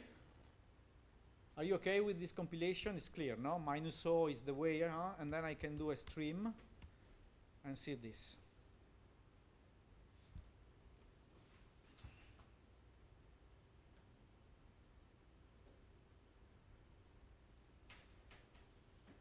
Okay. So, what I'm saying, I have the copy, the scale, the add, and the triad, okay? Copy, scale, add, and triad, okay? And you see this is the bandwidth. The rate, megabyte per second, okay? So I have a rate on copy, scale, add, and triad that more or less is always the same, okay? And here we are in the order of 15 gigabyte per second. So it means that I'm able to read and write from my main memory at 15 gigabyte per second. How does it sound? Good? Large enough? Small? Excellent? Bad? Whatever. Well, let's compare, for instance, with our Wi-Fi at home. What is the speed in reading and writing, or in downloading from your Wi-Fi, megabyte per second? 50 megabytes per second when you are in optimal situation. Okay, 50 megabyte per second. So it means that here we have 3 order of magnitude better. Okay, 3 order of magnitude, 1,000, a factor of 1,000. That's not bad. I mean, it's good enough. Okay? So 15 gigabyte per second. What about the network between the nodes? Let's do a comparison between the network between the nodes. You remember I told you that you have InfiniBand. And so it means that I have a node here and another node here. And then I have a card here that is an InfiniBand card that is a high-speed network. Okay, and the high-speed network I have is an FDR that is actually FDR data rate, and the full F stands for Q stands for quadruple, E stands for extended, and F I don't remember, but in any case it's fixed. Believe me, is 15 gigabit per second, 56 gigabit bit per second. So, how can I compare the speed of my RAM with respect to the speed of the network? Well, I have to take 15 gigabit per second, and here I'm discussing about megabyte or gigabyte per second, so there is a factor of 8, correct? Because a bit is actually, well, a byte is actually 8 bits, so I have to divide by 8. And this means that is actually, if I'm still able to do first grade division, 15 gigabyte per second, 7 gigabyte per second. Here I have 15. So, reading from the memory or reading from another node, there is a factor of 2. So 100% slower going outside the node. And another important point, this is actually the rate from one core to the other core, from one core to the memory, correct? What is happening when I have all the cores writing and reading? Well, to do that, I need to write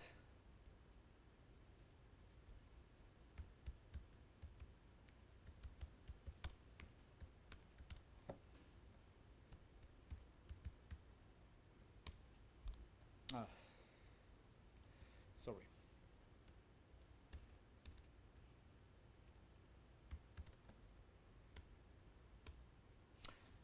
Here I'm actually compiling with this flag, -f OpenMP. That means that I am actually enabling the OpenMP parallelism. This program is already written in an OpenMP paradigm. We will learn a little bit about this tomorrow, how to write the code. For the time being, let just me allow to do it in parallel. Okay, and now let's see what's happening if I run this. Now, this was stream. Okay, let's repeat the computation.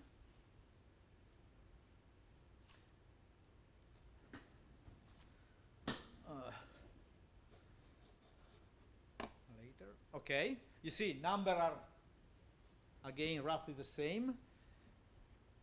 And then let's run.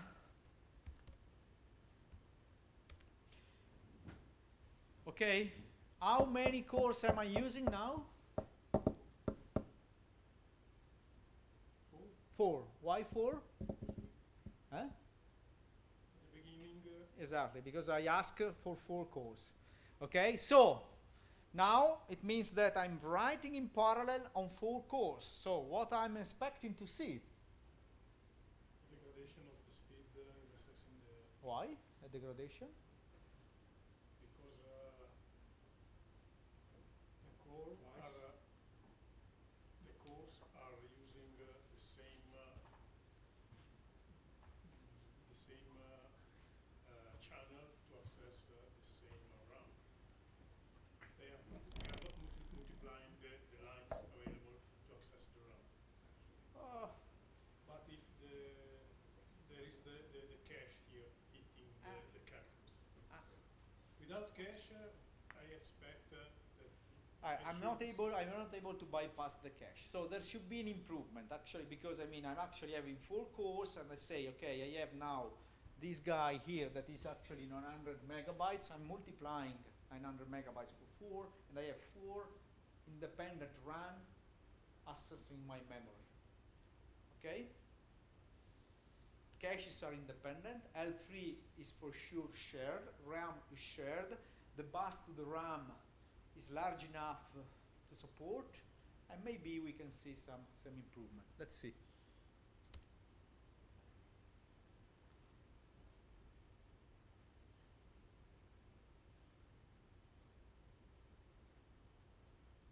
So you see, there is a little bit of fluctuation. Now, for instance, we don't have, these are quite different.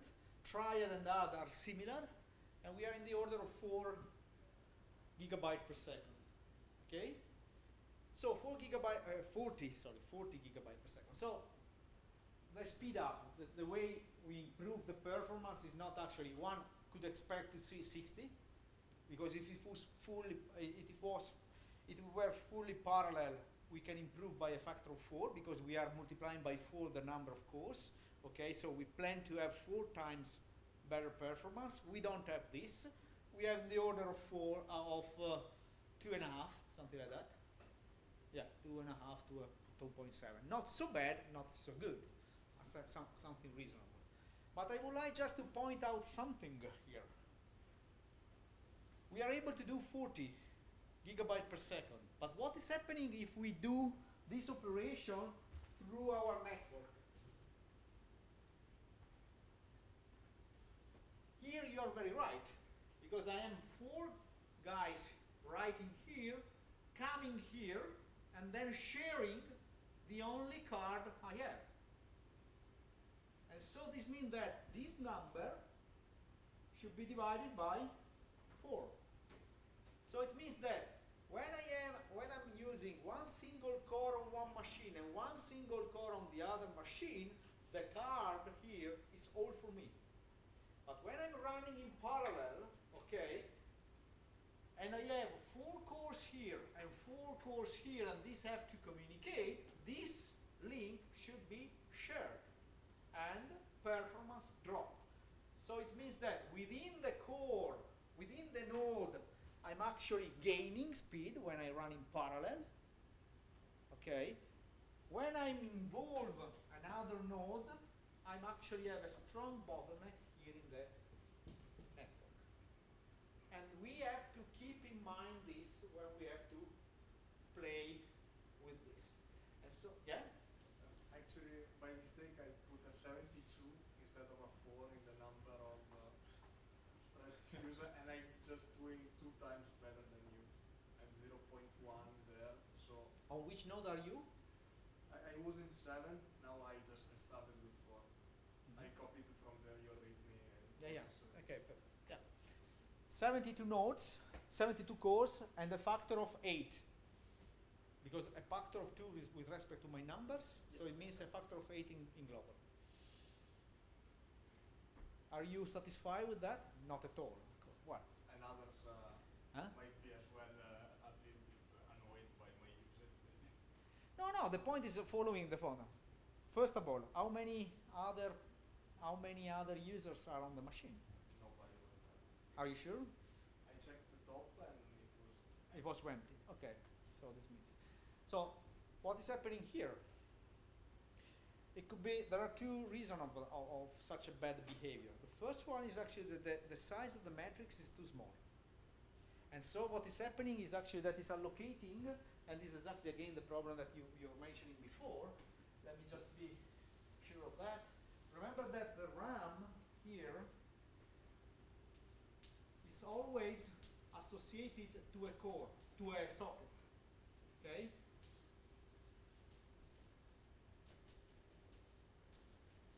RAM, CPU. RAM, CPU. So it could be that if the RAM is not large enough, you are actually locating everything here, and when you increase the number of cores, it's no longer going this way, but it's actually going this way. And so it doesn't scale well, because it's no longer a uniform masses, but it's a non-uniform masses. So in order to see this, you can enlarge the size of your array. And then, of course, 72 cores in parallel can have some conflicts and can have some competition of resources and decrease the overall performance. Okay, so that's actually the way you can play. Any other question? Yeah. So just curiosity, when you run communication between two sockets, if you have a communication that's running in parallel, you said that they share the network into one, right? The serving Not between two sockets, between two nodes. between two nodes, yes. Yeah. So when they share, they will have a dedicated channel, or you can also optimize it. I don't know, like in communication, for example, when you share channels, some node might not be using the channel, so you can assign the other. There are tricks to do that. And one of the tricks to do that, this kind of optimization, is the following. You say, okay, I can avoid any communication between the two nodes and just send out a few bunch of information instead of sending them. And so the idea is to write your code in a mixed approach, OpenMP plus MPI. And so do parallelism within the node and parallelism across the node. And this should be different. It's complicated, but this is the only way to scale well when you have such issue. Because I mean, here with node with 72 cores, if you double the number of cores, you say, I run a scalability test. That means I start using one core, then then I run my code on 2 and so on, and I measure how can I gain increasing the number of cores. Okay? It could be that up to 72 it scale well, but then from 72 to 80 or 144, it doesn't scale at all, just because you are actually eating the communication channel between the two nodes. Okay, and performance actually decreasing for this reason. Yep. How to actually, like, I mean, is there any other way other than just trying to increase the numbers of cores that I'm using, find the actual optimum number of cores for whatever code that I'm running for one particular node, given that I'm also using multiple nodes? So you just try to find out the right combination. For instance, for quantum espresso simulation and from LAMPS as well, and from other codes, sometimes if you run an MPI large simulation on multiple cores, it's much better not to use all the cores within one node, Okay. just because of the sharing of the resources over That's there. because I usually use like around 10 nodes with, so that's why I want to optimize the number of cores within one particular node. Yeah, the number of cores within one particular node can be done, okay, but within On multiple nodes, it's complicated, and depends very much on which kind of resources you have. On this cluster here at UniTN, for what I saw is actually that is a quite heterogeneous. There's plenty of wonderful machines, but then there are also machines that are not so good. So, I mean, as usual, no? The important point is to be sure that you have, first of all, uniform resources. So try to find out, but this probably is actually well configured, no, Michele, because I think that the queues are actually quite uniform in the kind of CPUs. No? So if you say, I need 8 nodes, you should always receive 8 nodes of the same kind. Because if nodes are actually of different kind, different kind means different CPUs, means that the code can be completely unbalanced, no? And you waste resources. So the first one. Then you have to compute, you have to check how many cores you have and try to find out the balance between the number of cores that you want to use on all the nodes, on the nodes, and the global number of CPU you want to explore. It takes time to do that, but sometimes it deserves to be done, especially if you plan to run, let's say, suppose that you have your quantum espresso simulation that will run forever, or something like that. It actually, it's good to do a little bit of scalability test for 1 week, just to understand what is the best combination, because maybe you can save 30% of the time over a 1 month's time, 1 month's period. And this means that you gain 4 days just to write your thesis and go on with that. Because this is actually the final goal is to write the thesis, not to do all the computation. Okay? Yeah. So that's actually more or less the situation. So now, if you look at the README, you can play with, you can repeat the experiment I tried on my cluster. Oh no. In any case, you have the README. You can follow it, try and play, while I'm actually finding out again my password.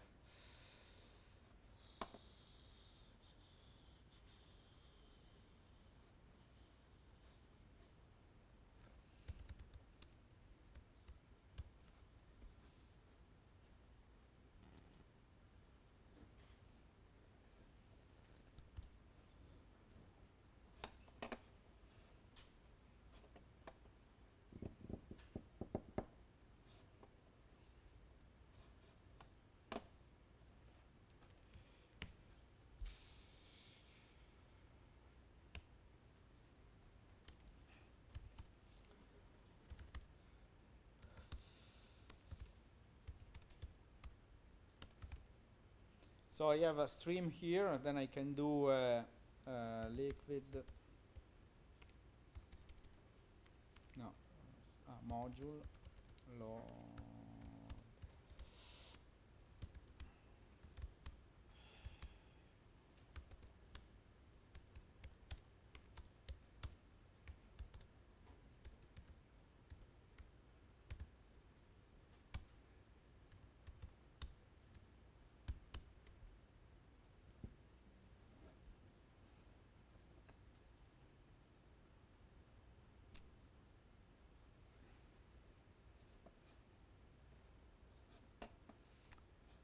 Yeah, so this is actually the situation, okay? On a single core, you see there is this floating point arithmetic instruction retiles scalar double. So you see DP megaflop is 700 megaflops, ridiculous with respect to the peak performance of this node. Okay, and that's, but you can also change this and say cache, cache or caches. Let me see if cache doesn't exist. No, cache doesn't exist, so it should be caches.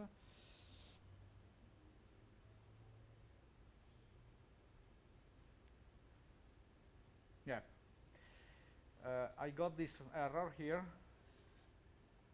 That probably means that some of you is doing the same kind of operation that I'm trying to do on this machine. And of course, it says somebody arrived before, and you are actually waiting, and your measurement doesn't. The counters are counters are unique. Well, counters are unique within the socket, so it means that on the same socket there are somebody else that is running. Of course, that's another important point, guys. If you do a little bit of performance analysis, be sure to be free, to be alone on the machine, because otherwise using hardware counters can be actually a complete... And you must specify to profile user space. Mm. I don't remember how you do that in liquid per CTF, but in perf, when whatever, we show you later on. But you can decide whether to profile the whole machine, so you profile all the system activity that can, that is what you want in some cases, or you can specify to profile only user space, so just the code that you want to profile, and not the interaction with the operating system. Otherwise, yeah, you are. So here you see a lot of counters, a lot of hardware counter involved in this operation, okay? And then out of the hardware counter that you have, last level cache, lookup, data read, and whatever, you can see a little bit of metric that you compose, and you see now some numbers here that should be more or less the same of the number that your application is reporting, because we are measuring bandwidth. And you see memory read bandwidth, megabyte per second, is actually in the order of 13, and the program itself measure order of 15. So it does make sense on this, okay? This is actually, the read is actually 13, and write is actually, write is actually much less. The global bandwidth is 19. That is something that is with a little bit of care is similar to what I'm measuring. Remember, these are not absolute numbers, okay? These are actually counters, hardware counters that are used and are measured. If you repeat the run, this number will change for sure, because it's actually an experiment, and then there are many other things that can happen on the machine and so on. But in any case, when you are profiling and benchmarking your application, run at least twice or 3 times the application to be sure that to get the error bar associated with your measure, okay? And just to be sure about that. Okay, this is actually something that is done in total. So I'm actually measuring all the counters for all the operation for the whole project, for the whole program. Now I have a modified version that is actually stream mappy where I inserted the API, okay, in order to split and to measure specifically each part I'm interested in, and see the different behavior in terms of hardware counter of the 4 operations that this code does. To do that, I have to compile it. Here I think that I have to link the library, the liquid library, because if you, let's take a look at the code, stream mappy. You see, I have this liquid marker start, liquid marker stop. So these are the triad operation. You see, bj plus scalar.cj. I actually the other way around, but this is operation. Okay, and I ask liquid to just measure this section. Okay, and then I have also the other operation here, the add, where I sum, and again. So I have 4 different sections for my code. Okay, so I need to compile it. I don't remember how to do, because I have to link the library, the liquid library, and I think I wrote it in the README.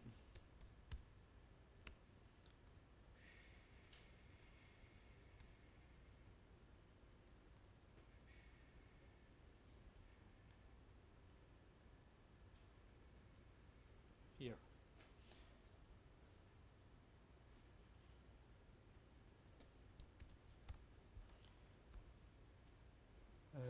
But I'm using ECC, so I have to load the module load Intel.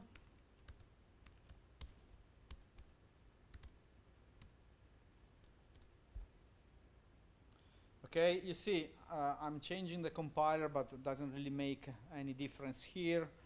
So I don't know, I think that everything it's clear what does it mean the include here. For C programmer should be quite clear, no? I'm including the library, so the header of the library here, and then I'm also linking the library liquid at the end, okay? Because I want to recognize the liquid start and liquid end. So I have now my code that is compiled in by means of OpenMP again. Okay, so it's again a OpenMP. So if I run the code now without saying anything, well,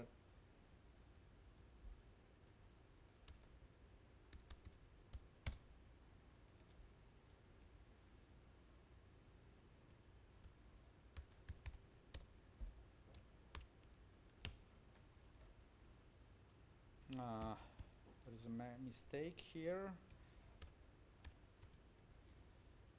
What is the? Don't remember. Let me just check again.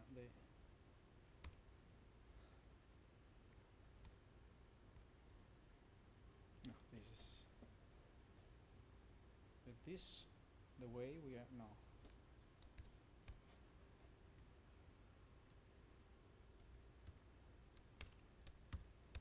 This should be no.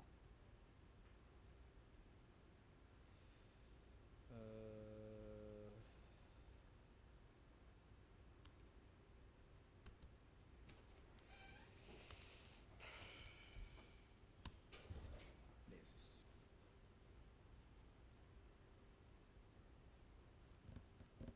the cache is not existing. Sorry, cache is.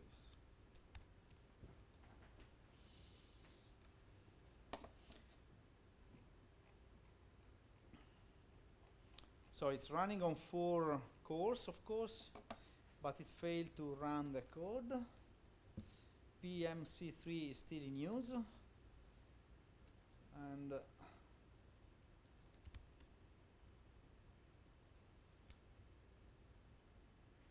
why is not actually running this way? Let me see. Flop.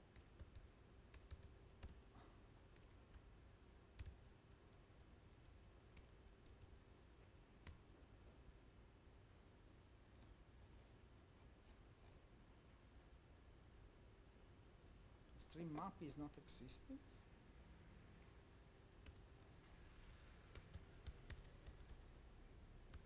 Ah, it's accessory.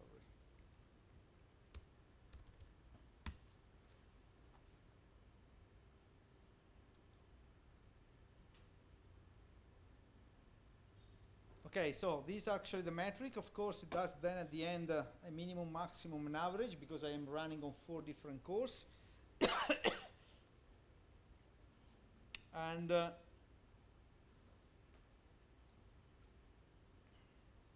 And you see that strip mappy. So this is actually the output, 32. And then group 1 flops and the metric, but it's not what I'm supposed to I was thinking to see, because MEPI, what I'm missing, I should see something like this.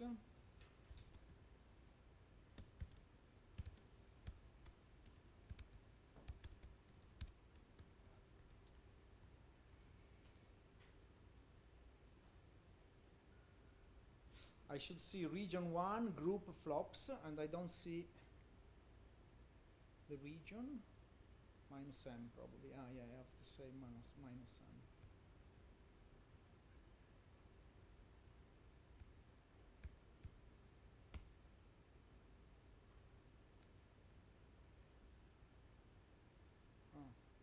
This application has not called the liquid marker clause. So this means that I didn't compile correctly.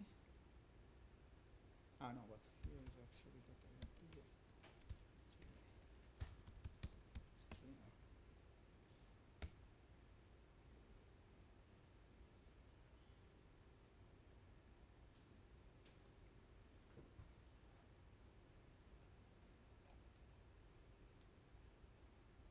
You see, region triad. So now for each region I have my own counter, and then I can elaborate better on what things are going on this specific region. So I have region triad, region add, and region scale, and region copy. And so then I can compare how things are working. That's actually the point that I mentioning before. I was mentioning before. If you have a complex code, just identify the right region to check what's going on with the hardware counter. Because otherwise, if you mix things together, it's really complicated to see. Now you can now start looking at the, for instance, of the here on the for the copy region and see what's actually happening here. Okay, and what's going on. Of course, DP floats is completely wrong for this. Much better for sure caches, because this is actually a code that should exploit perfectly the caches, and you should see which kind of numbers you can get. So that's more or less what I would like to show by means of Liquid. So it's a tool, it's a powerful tool. It requires a little bit of knowledge. You have to look at what you can do. You see, here is a lot of information. L2, L1 load bandwidth, you see. So you have L2 to L2 evict bandwidth. So a lot of information. The global memory here, bandwidth, the memory data volume moved, and so on. And so a lot of interesting information that can help you in in understanding what's going on your code. Okay, so you can play. The nice things to do now is actually we played on stream. That is probably not the right. Well, they're not the right. It's actually one example of memory bounded application, because it just read and write from the memory. Then you can play with another code, or one of the code that I have in the repository. Okay, to see the differences between different codes, and you can play for instance with mathmul, that is actually a CPU bounded code, and see the difference over there.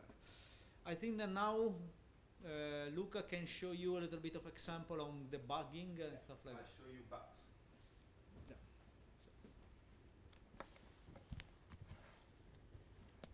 So if you go to the repository, there is a folder, the one that Stefano shown you before. I miss it. Okay, so I'm just showing you. It's this one, but you can, of course, not. Well, it's called. I can enlarge this. Oh,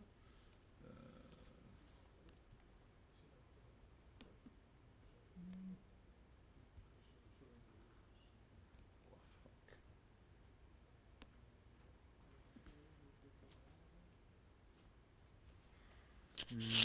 Okay, I have to open a shell and I'll show you.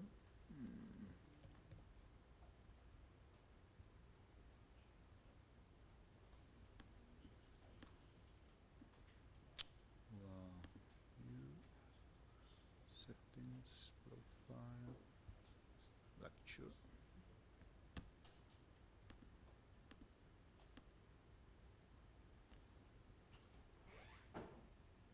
Not big enough.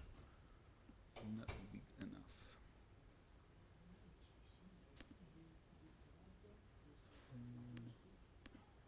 Appearance.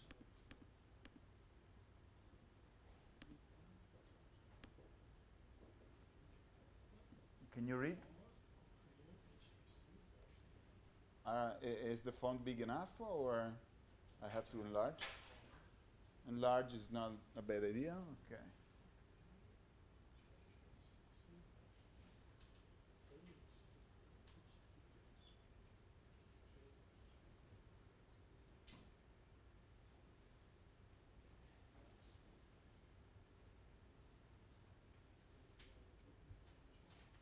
Better? Right.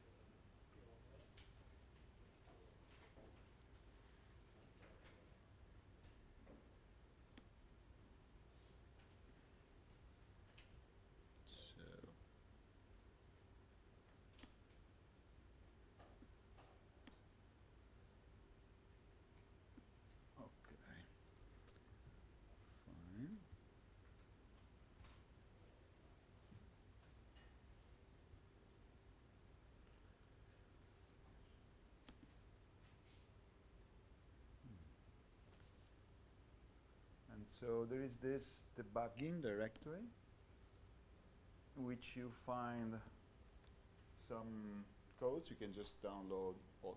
You don't need the class. You can use your laptop, whatever you want. You need just GDB. So you must have GDB. So if you don't have it on your laptops, just go to the class. How much LLDB is different from GDB? I don't know. Okay. I don't think that. I don't think that much.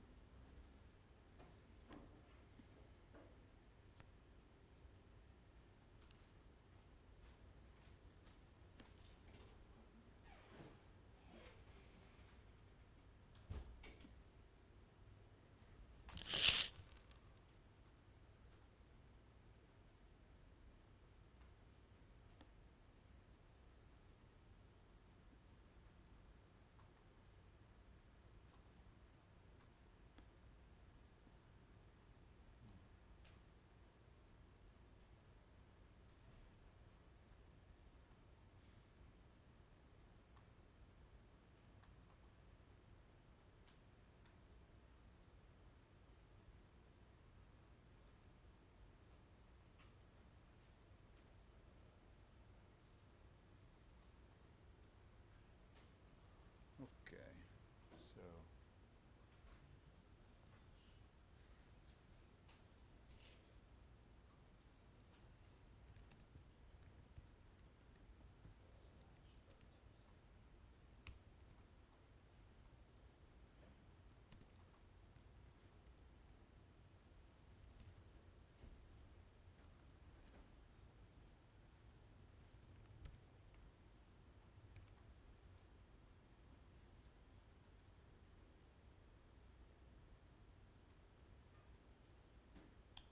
okay.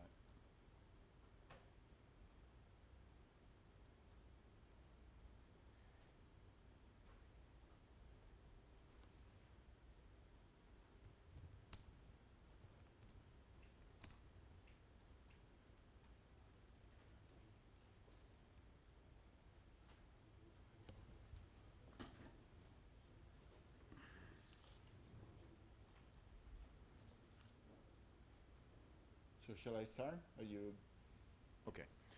So this is 20 minutes or half an hour, the maximum, just to introduce you on how to use GDB. So hands-on, right? So I have two screens here, here with some instruction, and then here with a shell, and so that I can replicate what I'm doing, what I'm saying actually. So as first, we have to prepare the code to be prompt for debugging. That means that we have to compile with debugging instruction, which is quite easy. So GCC minus G is the standard, okay? Then you have different levels. G3 is the maximum level of debugging, so you include those information about the macros, for instance, okay? And so minus G3, then minus or whatever it is. And GDB, I will try first args, okay? Okay, blah, blah, blah, GDB, try args.c. Okay, and then this create the executable with the debugging instruction. What this code does is really simple. Try args.c, okay? This is the code. Basically, it's just if you give some argument at the command line, do you know how to treat the arguments in C? Probably not, but it's very simple. So you define the main. Can you see? Or I have to enlarge more? More, okay, this is large enough, the font I mean. Okay. So in the main, you define the main with argc and int argc and char star star argv, means argument counter and arguments. So the argument counter is the number, we contain the number of the argument that you give to at the command line, okay?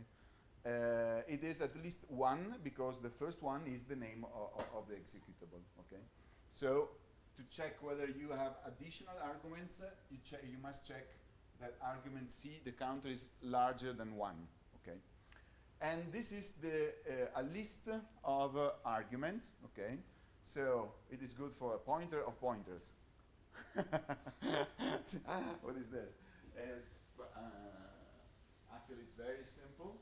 So in C, you read from the left to the right to understand. Apart just in one case, but it's not a problem. So you have char, star, star, okay. So then this tells you that A is what? A pointer that points to char. Okay. So consider this as first. This is pointer. Okay. Of what? Of pointers. So A will be something, a memory regions that points to an array of pointers. Okay. So A is this. Star A is the value of this memory location, of the memory location, not of the content of the memory location. Okay. And then this one is the content of the memory location. Right? Okay. So, to understand what is the first argument, I have to say point to what? This plus 1, 2, 3, 4, whatever. Okay. So, because plus 1, because the first one is the name of the program. So, plus 1.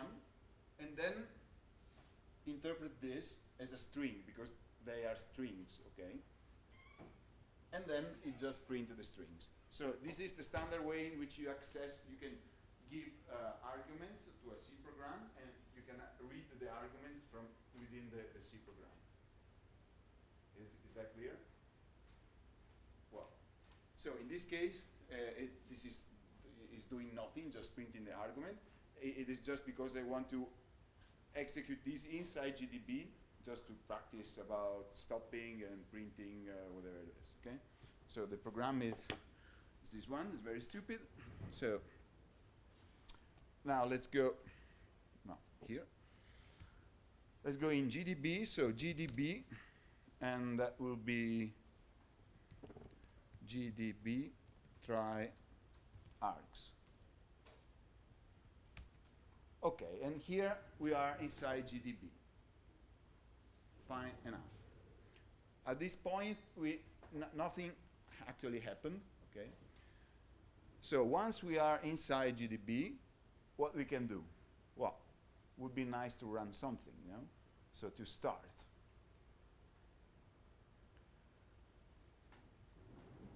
as first, you can set the arguments that you want to pass to the program. Okay. So let's say that set arguments first, second, third. Okay. This means that we instruct GDB to pass to the program this argument. Space means that you separate the arguments. Okay. So first, second, and third. Right. Then we run. Okay. Means run the program. Run or R. Okay. All the commands of GDB, almost all the commands of GDB, have an abbreviation, which is usually as the first letter. If there is some, it's ambiguous, then you have different. Okay, but you learn very quickly. Okay, R is run. So we run. Okay, and the program does what it is meant to do. It just goes along the list, through the list of the arguments. It just prints the arguments. First, second, third, perfect. Well, okay, but if you really want to understand what is happening, we have to go step by step, no? So, the first thing that you can do, this was the run part, okay? Then the start. Then you want to stop also. You have to set a breakpoint, as I told you in the morning, right? So then let's say that we want to stop at the begin of main, right? break main. Well, it's annoying that not to see the source code, okay? So actually we can say list, and it will just print the 10 lines around the point that we actually are. But actually we have also this one in GDB, which is a kind of native, not really graphical, okay, I would say interface. So you press Control X and A. Control X and then A. And this should appear.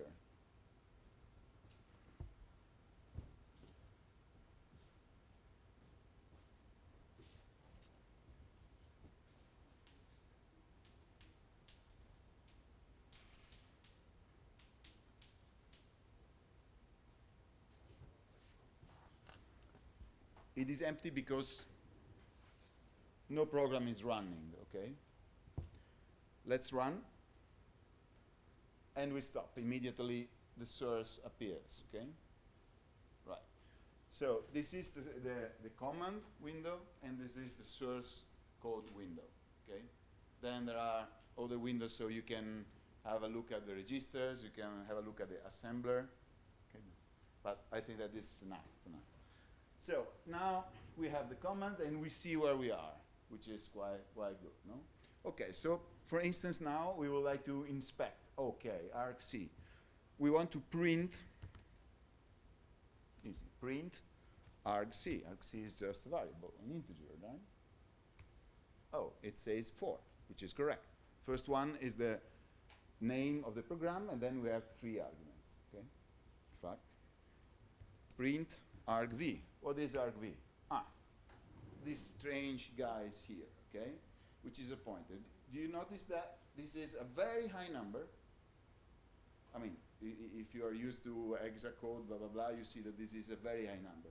Because in the virtual address space is up to the hill, no? You remember stack is in the high end of the virtual memory, that virtual space. Heap has lower addresses, much lower addresses. Okay? So this is in the stack then. In fact, as I told you, now the arguments of a function are put in the stack. Fine. So this is a pointer. P means print, of course. Let's dereference the pointer. This is again a pointer, but in this case is a pointer to char. Okay? So it's immediately a string. Okay? And so actually this is the first argument that we have, that actually is the name of the program with the complete path. Okay? So this is the first argument. It is still a pointer, right? At this point, or Still a pointer, okay, but so a pointer to a char is interpreted as a string. okay. And Okay. if we had another, If we had another, sorry. we get exactly the opposite. Okay, let's open the bet. What happens now? What is this? Only the string. The string, the entire string.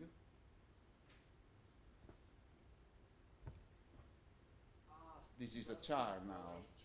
This is just a char. Okay, because the pointer to a char is just the begin of this region and is interpreted as a string. But then if you add an asterisk, then you are just dereferencing the first location pointed to, which is a char. And so only a char is printed. Okay, fine. Okay, now let's continue. How can you continue? So because we are there just because we run it and we put the breakpoint at the beginning of main. This is the first instruction of main, so the breakpoint just pointed there. But now what we want to proceed one step at a time. We can do that with 2 different instructions. The first one is next, and the second one is step. What's the difference? The difference is that step means that you are executing a single step but entering in a function if the next step is a function. Next, instead, treat the function as an atomic instruction, and so you don't enter the function, you just execute the function and then you go after the function. That's the difference. Excuse me, could you Yeah. print I?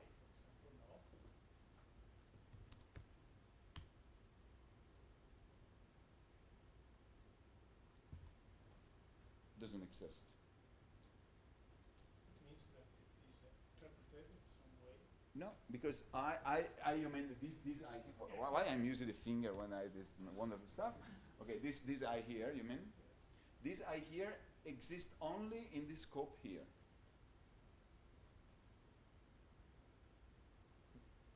Because I didn't declare I here, like here, int I.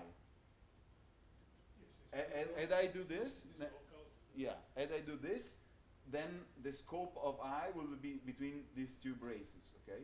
But now it's just inside the 4, okay? So it doesn't exist.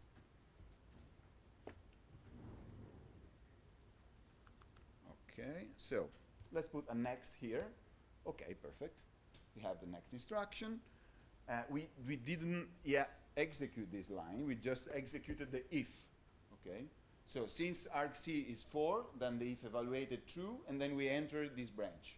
If the argc was 1, okay, we would have jumped here, okay? Then, okay, let's go next. Fine. Printf exploring arguments, perfect.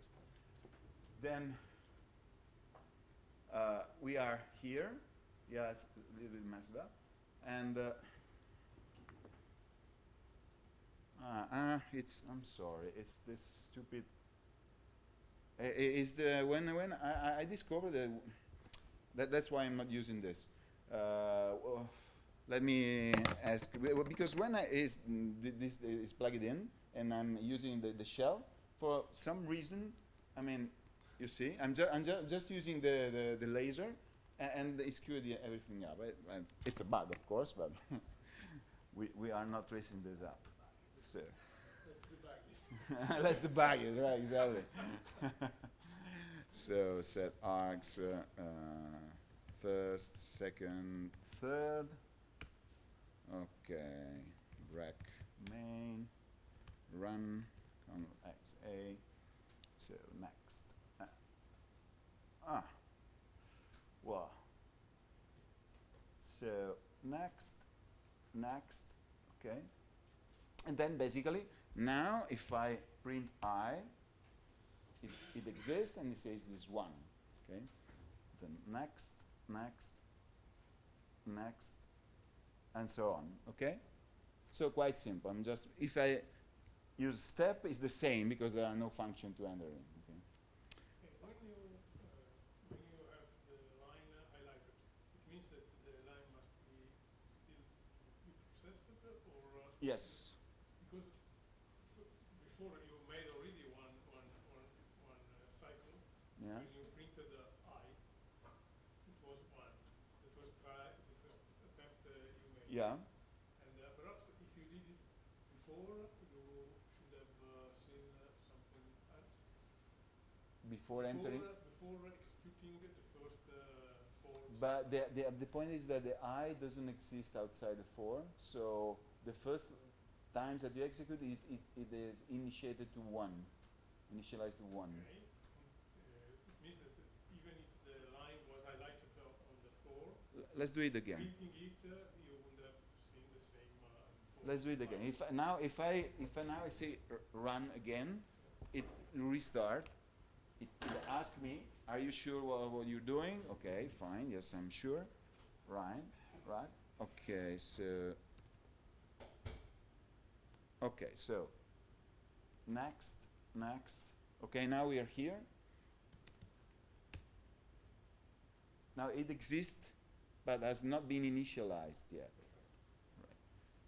We enter here, and now I is 1. Then we execute. We return there. Here, I is still 1 because this instruction is not. Yes, exactly. So now we are here, and now I is 2. Okay. Can I ask which are the when I debug, usually I used to do it with a graphical interface, and there was like jump or jump next instruction, or jump next line, or jump in and jump out. Are there any shortcut in GDB? You know, N is next, but are there Yeah, a lot.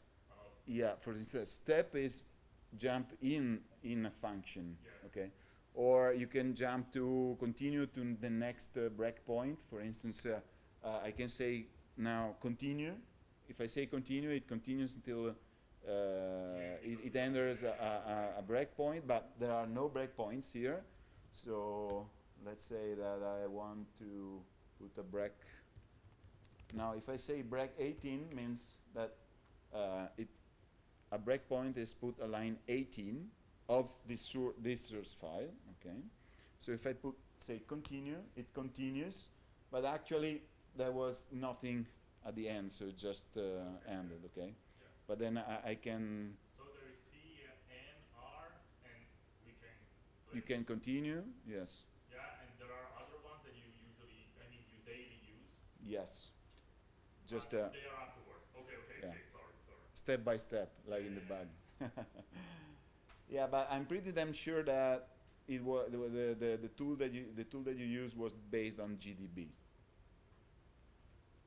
Well, so okay, now this one you already know, breakpoint. So break, insert a break at the current position. Break plus an offset, insert a break after or before if the offset is negative, the current line. And break file name dot column line number, insert a breakpoint at that line number of that file source file, and or in a function. Okay, there are more options. Just check the manual, and you cannot get a comprehensive overview of GDB actually. So you can have a breakpoint that depends on conditions, which is very useful. For instance, you may want to break in my function only if the argument is larger than 3, for instance. No, you can have you can check how many breakpoints you have with info breakpoints. Info. Okay. You can delete breakpoints just by number. Delete 2. And now there is just 1, and you know also how many times a given breakpoint has been hit. Okay. Okay, or you can disable instead of delete. Well, okay. You can define a list of commands to be executed when a given breakpoint is reached. For instance, you know that there is a bug at that line, no? But you're not sure about what condition it happens, no? And you know that it depends on the value of some variables, okay? And for instance, you can tell the GDB to print the values of another variable, or to inspect some memory region. Now I will tell you about this command. So something useful, okay? So whenever a breakpoint is hit, just do that, okay? You can instruct the GDB to have this kind of behavior. Right. Okay, now you have the continue command, the next command, the step command, or until command. So continue until a condition, or you can advance until a location. Okay, so a lot of, well, basically everything that you can imagine is in there, because I mean it's something that has been developed by people that have exactly your needs. You know? So more or less, I think that everything that you need is there. Everything that makes sense is reasonable. No? Okay, now I will just use this code here. Actually, I don't remember what is in there. ygdb try breaks. Let's see. Oh my God. Okay, so there's just a chain of functions that are called just for you to have must be something really complicated. I don't remember. Okay, function 1. Okay, this is also to give an example of how then you develop your style or whatever, but how to comment and write a code so that is, I mean, you can try to understand what happens, no? So as a matter of style, when you have a function, you should, the best would to use Doxygen. Do you know what Doxygen is? Basically, it's an utility. You put inside your source file comments that are formatted in some way, okay, with asterisks, of course, and some other special characters. And then you just run this Doxygen, and it reads all these comments, and then you end up with basically a manual, automatic manual of your code, okay, which is, I mean, very good. And it forces you then to write for every function a comment on that, a short comment on that function, a long comment that explain more for what that function, and all the arguments and the outputs, okay? So, which is a very good style actually. So something like this, no? Okay, you see here, there is the argument one is define. Okay, this is crap. Code defines the first argument. Okay, thanks. And allowed range are blah blah blah. Expected behavior for positive out of range is mapped in range by a modulus, or negative out of range error code is returned. What is the return code? Negative values indicate pathological result. Non-valid argument, extremely stupid argument, I need a coffee. So no, you just document whatever you want. So when you read, I wrote this code 2 years ago, for instance. I haven't seen yet, no, purposely. I did, really, I don't remember exactly what it was, but I mean, that's useful now. Otherwise, who could have remembered this, right? So, and then we have a lot of function. Then there's a function 2 that also has its own, whatever it is. Okay, so then we have the try breaks. Let's check what it does. GDB try breaks. Okay, performs something. No arguments were given using default 1. Okay. So this is also something very useful. Why GDB try args? Then we will enter here try arg C. Let me find the main. No, sorry. Not args, but breaks. Let's see. Main. Okay.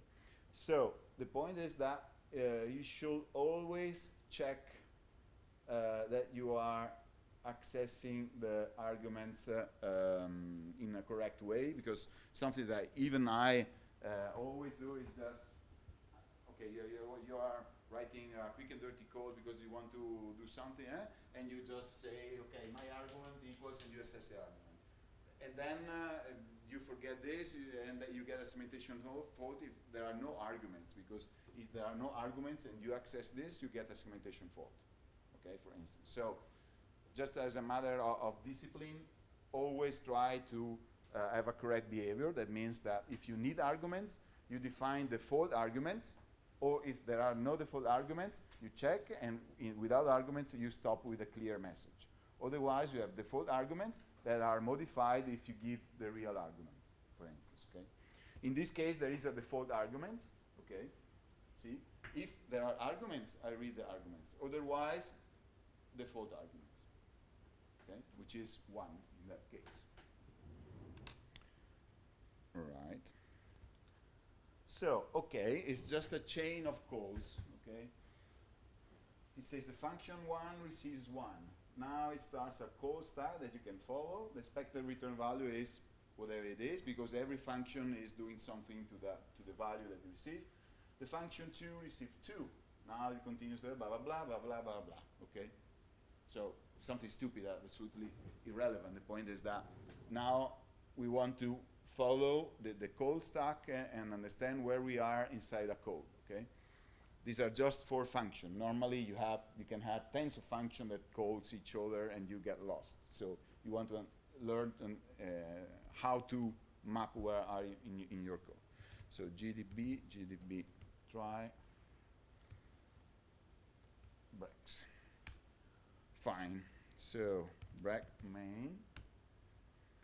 run. Perfect. So,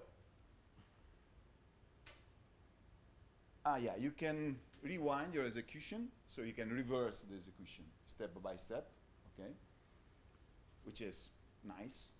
Of course, if you are destroying some memory address, overwriting a location, there is, I mean, probably there's no way to come back. Yeah, this is the list of the where you are.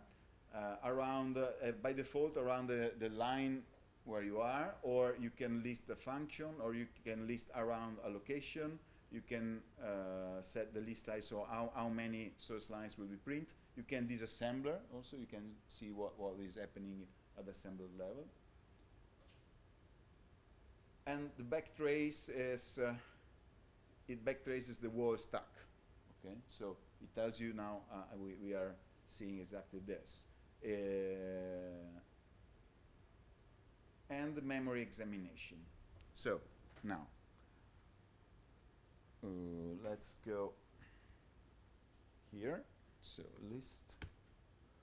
Okay, now it enters the no arguments, default arguments. So print R1.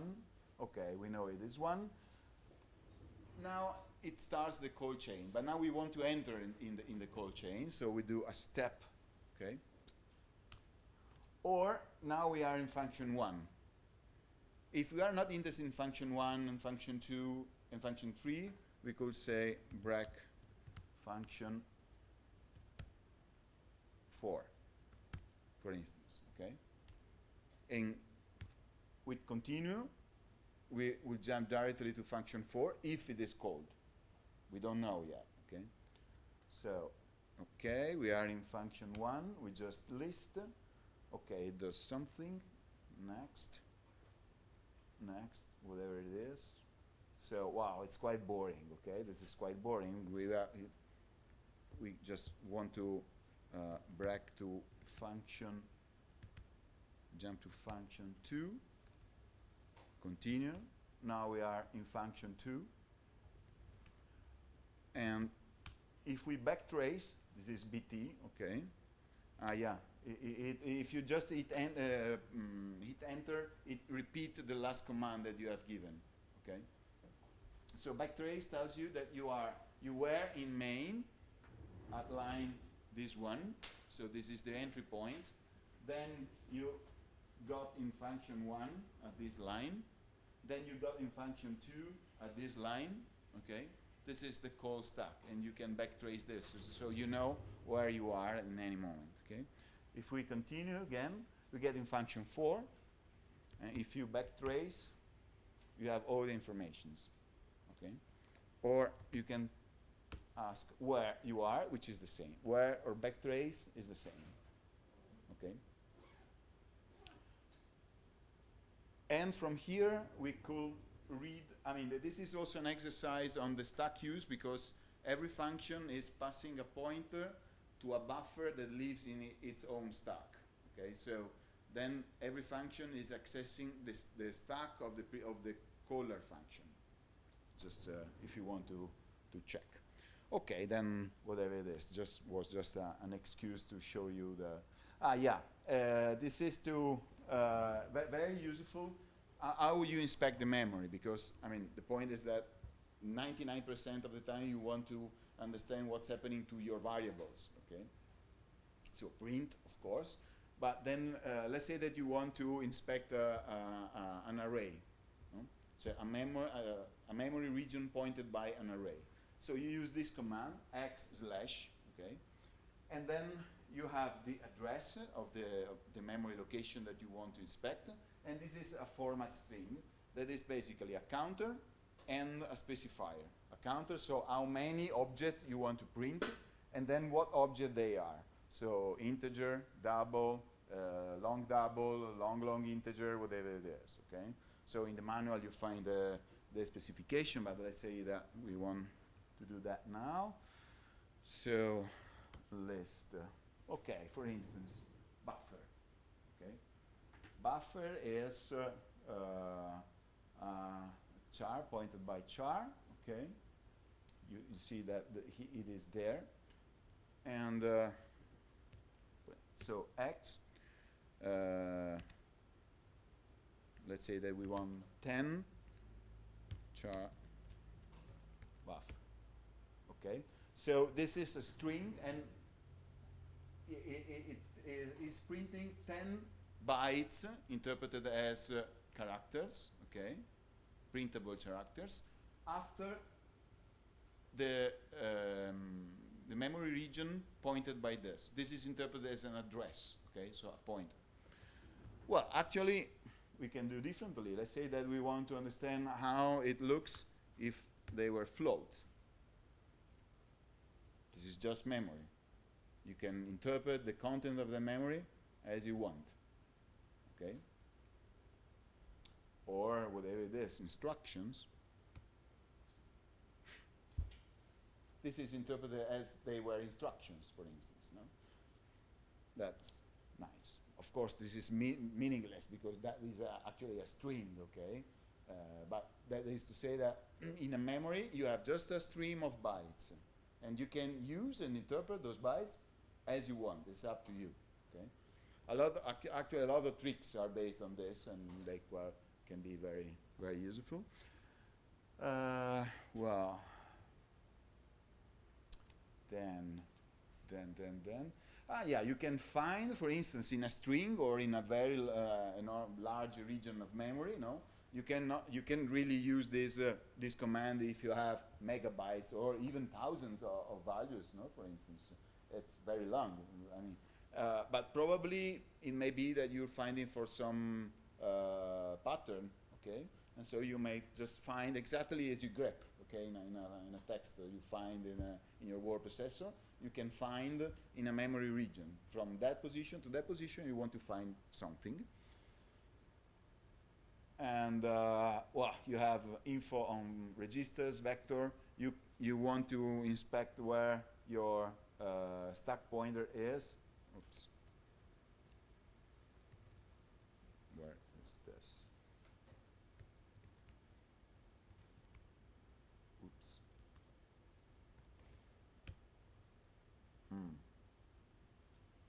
What I did wrong?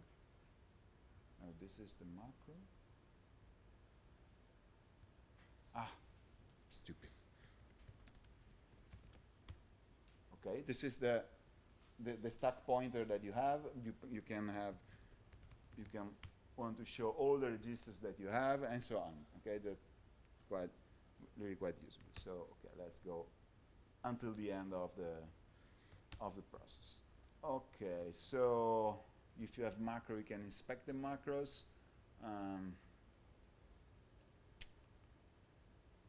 Well, let's see what is here now. Watch, try arguments, try breaks. Well, another useful stuff is, yeah. Now, GDB try watch without arguments. Bah. Ah, figurati. Figurati. We have a segmentation fault. Finally, there's something wrong. Okay, this is typical situation. Normally you don't have this very useful message here. There is something wrong here. Okay, you just have segmentation fault. So now we have to understand what's happening. Okay, so something that you can do is to inspect the core file. Actually, ulimit -c tells me that in this system no core file is allowed because this is the maximum size of core file. Then I can say ulimit -c unlimited. Okay. Now we are a core file. Okay. And if I repeat, try watch.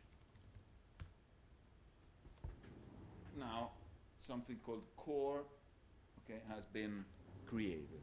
What I can do is gdb try what was try watch? Yes, try watch and core. Okay, so it tells me, your program terminated with a bad signal, okay? Fine, where? Here in main, at line 116, you called free and probably with a bad argument. Looks like it's a pointer problem. What a surprise, no? Yeah. So, fine, okay. List 116. Actually, no, because sorry. No, now, yeah, that's useful. Where we are now, inside malloc. Okay.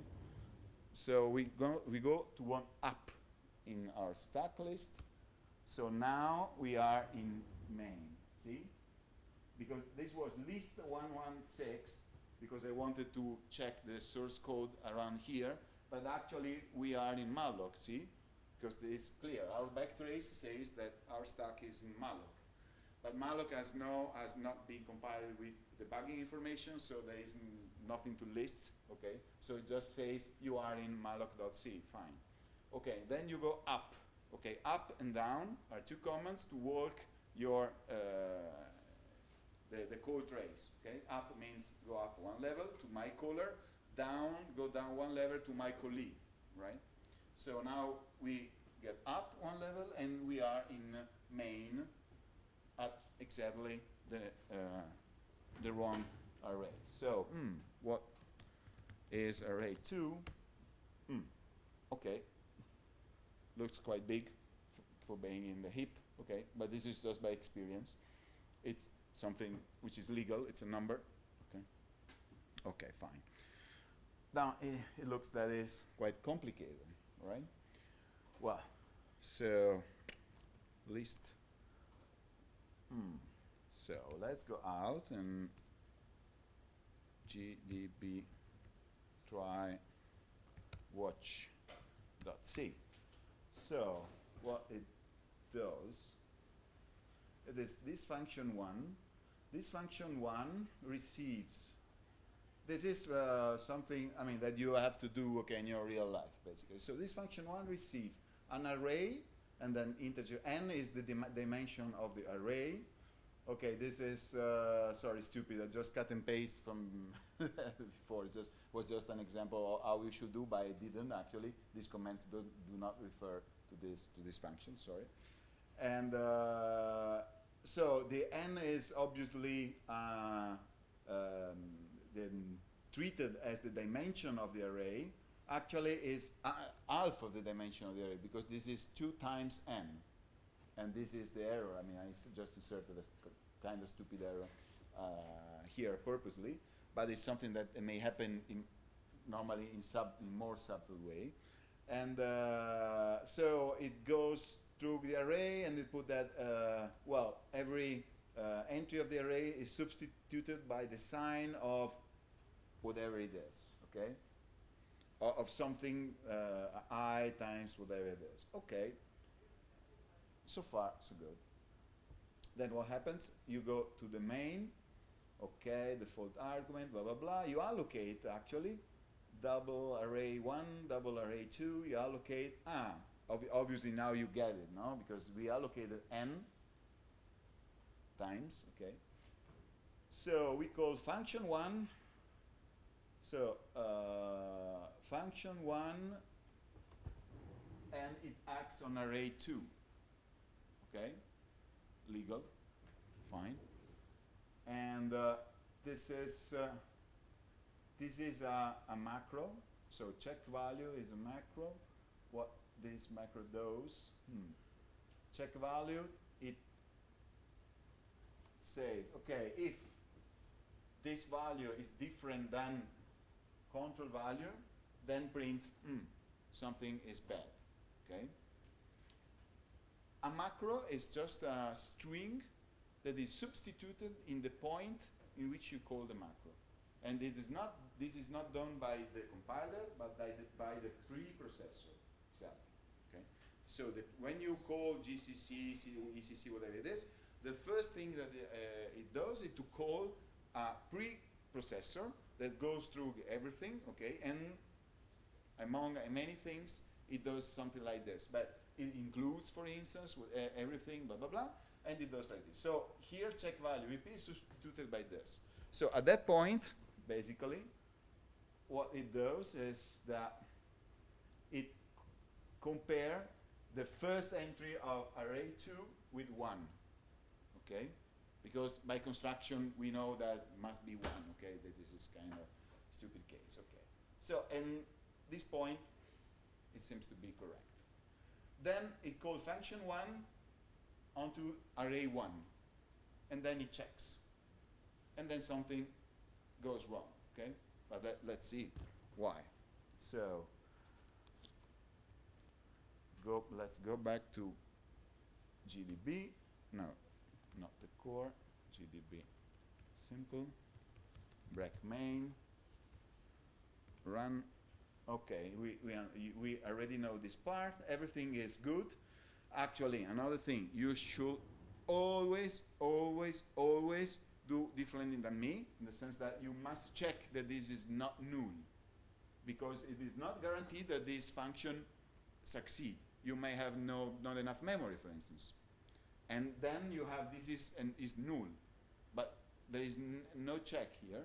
Okay, so you should do something quite different than this. You should do. I'm sorry, this is important. Let me just show you. Minus GDB try watch .c. Wow. You should do something like this. Okay, you declare this one, and then something like this. If the array 1 is this,